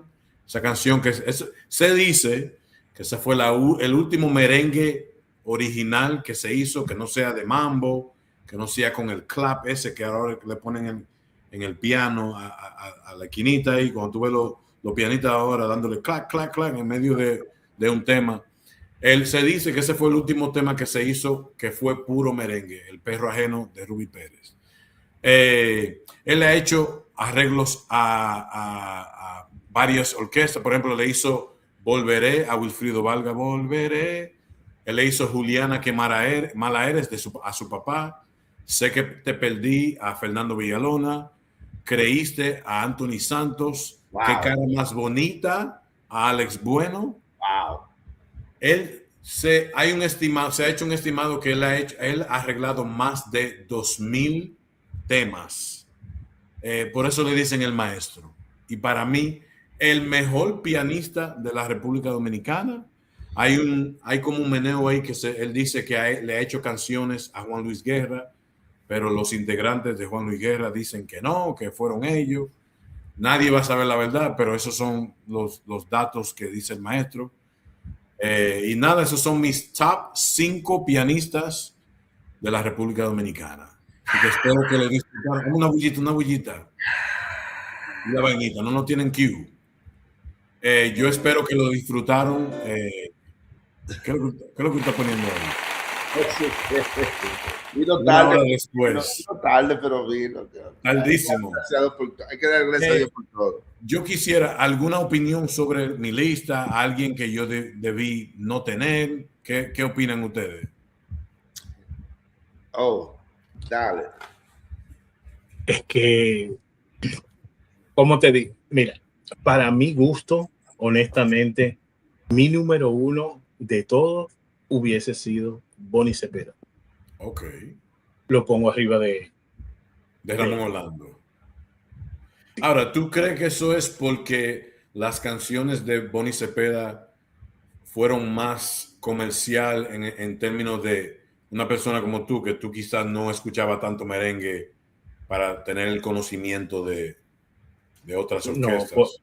No, fue por el piano. Vamos a decir, la técnica del piano Para mí pensar, Sí. Bonnie Cepeda tenía más con el piano. Ok. Pero la ¿Y tú? gente no quiere escuchar la verdad. Oye, entonces ya tú eres el de la verdad. No. De la verdad para ti. No, sí. tú? Como, bueno, No, dale. sigue. No, por favor, sigue. Bueno, Sí, pero ¿qué?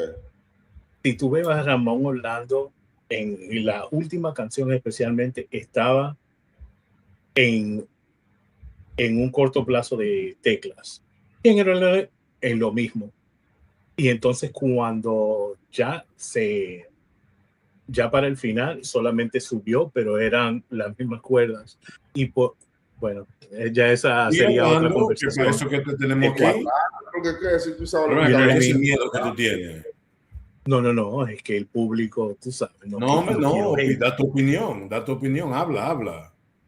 Hubo un momento donde los pianistas que de verdad tocaban, y entonces el merengue cambió a solamente cuerdas. Unas noticas, lo mismo, repetitivo. Y eso es lo que yo pienso con lo de Ramón Orlando. Ahí terminó lo que tú dijiste de un merengue específico y cambió a otro en esos Ok. años. No, hay que respetar las opiniones de todos. Ahora, yo no creo que esos videos ahí, si tú ves cómo toca ese monstruo los pianos, yo creo que tú vas a cambiar de opinión. Y eso no es No, por quitando eso, los méritos a Bonnie Cepeda, tuviésemos que pero sentarnos y analizar las canciones en otro tiempo y entonces escudriñar. escudriñar y volver a este tema a ver si cambio. Bueno, Eco, tu número 1 en la lista que yo puse. primeramente, tu lista está bien componida, bien compuesta, digo. Yo creo que me voy con Ramón también. Ramón es casi familia mía. ¿Es verdad? Sí, pero mi tío se casó con la hija de Cuco Valor, mi tía Mercedes, que es padre de Oh. Mercedes Valor. Entonces, hay un bias ahí, pero Ramón Orlando es un artista que puede ser número 1 en 2 categorías, que es el piano y arreglo. Sí. Y entonces, cuando yo a veces digo, a lo mejor Bonnie Cepeda puede ser un mejor pianista. ¿Tú me entiendes? Cuando se trata a lo mejor de melodía y cuerdas y progresiones y cosas así, a lo mejor puede tener un truquito más que el maestro. Pero que el maestro puede cambiar su forma de tocar dependiendo del arreglo que le hace a otras personas. Y una persona con tanto arreglo significa que él tiene un don de crear melodías diversas. ¿Tú me entiendes? Sí. Son muchos arreglos, señores, son muchos arreglos que sí están en el género de merengue, pero él también ha compuesto también salsa, porque tú dices, si él arregló Juliana, que fue una de las salsas más pegadas de Cuco Valor, una vaina que se toca, eso se toca en la fiesta de los zapaticos blancos, Juliana, eso se pone, tú me entiendes, comienza todo ese viejito a ponerle paso a eso, y para pensar que Maquito cuando hizo eso. Él le hizo la primera producción completa a su pai. Cesapil. Cesapil. Y entonces, una de mis canciones que yo analicé más recientemente en mi vida adulta, ahora que yo escucho la música hispana, mucho más, música de mi país, que fue Creíste de Anthony. De Anthony Santos. ¿Y quién fue el arreglista? Por eso estoy diciendo. Entonces, sí, que ya está. No, perdón. Ya eso es una cosa, porque Bonnie también está haciendo cosas recientes, ¿tú me entiendes? Pero que son cosas que, coño, eso fue un éxito ese disco, loco. Y para ver que el maestro todavía está involucrado en esa producción, en esos arreglos. Para que lo sepa. No, hay que darle su mérito. Entonces es el edge que le doy al maestro sobre los otros, que él también ha sido arreglista para mucho éxito para otras personas, que significa que él puede cambiar y puede adaptarse a hacerle melodía a otra persona. Eso es lo que digo yo. Oye, diferentes géneros, sí. Debería de hacer un tema, los 5 mejores arreglistas del merengue. Vamos a hacer eso. Eso viene por ahí. Sí, no, pero yo sé que hay otros arreglistas por ahí que a lo mejor dan competencia. Pero de arreglista, como dijo Echo, eso sería un palo. Vamos yo estoy haciendo planes ya para hacer otra lista. Yo espero que les gusten la lista que yo estoy preparando y yo trato de investigar. Estaba buena.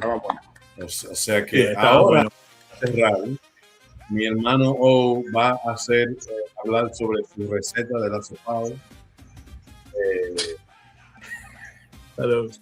Oye, no, pero hay algo que viene aquí al final del mes, a Miami. ¿Verdad? Sí, señor. No, en Orlando, en House of Blues. Los clásicos RD estaremos allá en vivo con los hermanos Rosario. ¿Cómo? ¿Cuál es la fecha? El 31 de mayo, este mes, un domingo 31 en House of Blues. Los hermanos Rosario en vivo. Vamos a estar allá, los clásicos. Ya hablé con mi amigo, el que va a ser el DJ, no el DJ, pero el anfitrión del programa, DJ Franchi, que le quiero dar un saludo. DJ Franchi me va a conectar con los promotores y con la orquesta, a ver si nos acercamos un poquito, sacamos videos, mucho contenido. Así que prepárense, en el 31 de mayo estamos en House of Blues Orlando con los hermanos Bomba Rosario. Mierda, oye, salió chilísimo. Salió súper. Pero Echo, tú te vas a caer la boca porque yo creo que me voy para allá. Me voy para allá y voy a estar con el clásico para allá. Para que cojas rabia. A bailar. Y que el 31 hay otro concierto en Miami, pero yo no creo que me voy a poner a hacer 2 viajes a Miami. Pero vamos a hacerlo por eso. Pero es que tú me dijiste en Miami, por eso que yo lo No, hay uno en Miami que va a ser Charlie, es como un día celebrando las madres, el mes de las madres. Va a ser Charlie Rodríguez, ¿quién más va a estar ahí? El de los hijos de Puerto Rico, Omar de Morisi, y Henry García, que el que cantó todita la salsa, que cantó con Ramón Orlando en la tribu y cantó con la Coco Band, salsa con coco. Esos 3 van a estar en Miami Gardens o Miami.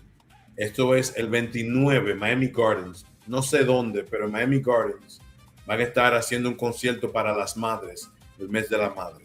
Pero no se pierdan la de los hermanos Rosario, el 31. Ya dicho, confirmado, los clásicos RD, vamos a estar para allá. Vamos para allá. Oye, ¿tú vienes para acá? No creo. No, yo no voy. Te mando fotos. Uno de esos lo va a caer de sorpresa, loco, un día. Mira, un día que tú no vas a estar, un día de eso que tú vas a estar y que por ahí botado, me lo va a aparecer a Jonathan así de sorpresa, loco, vamos para este show y te vamos a llamar FaceTime, loco. Dime, ¿qué es lo que, varón? Mira quién está aquí en vivo y directo. Bueno, a lo mejor yo esté en una de esas cosas antes que tú. Eso es lo que me importa. No, obvio, pues está ya. Es verdad. Oigan, señores, no se olviden a darle like, compartir nuestro contenido. No se olviden a seguir nuestras páginas con mis compañeros Echo el Black y O en sus canales personales. Y sigan nuestras redes. Como les dije, los clásicos en Instagram, los clásicos RD en Facebook y los clásicos RD en YouTube. Esto va para arriba, ¿qué va esto? Esto va para arriba. Con la bendición de Dios y con el esfuerzo de mis hermanos y yo. Nos fuimos. Hasta la próxima. Los clásicos siempre de.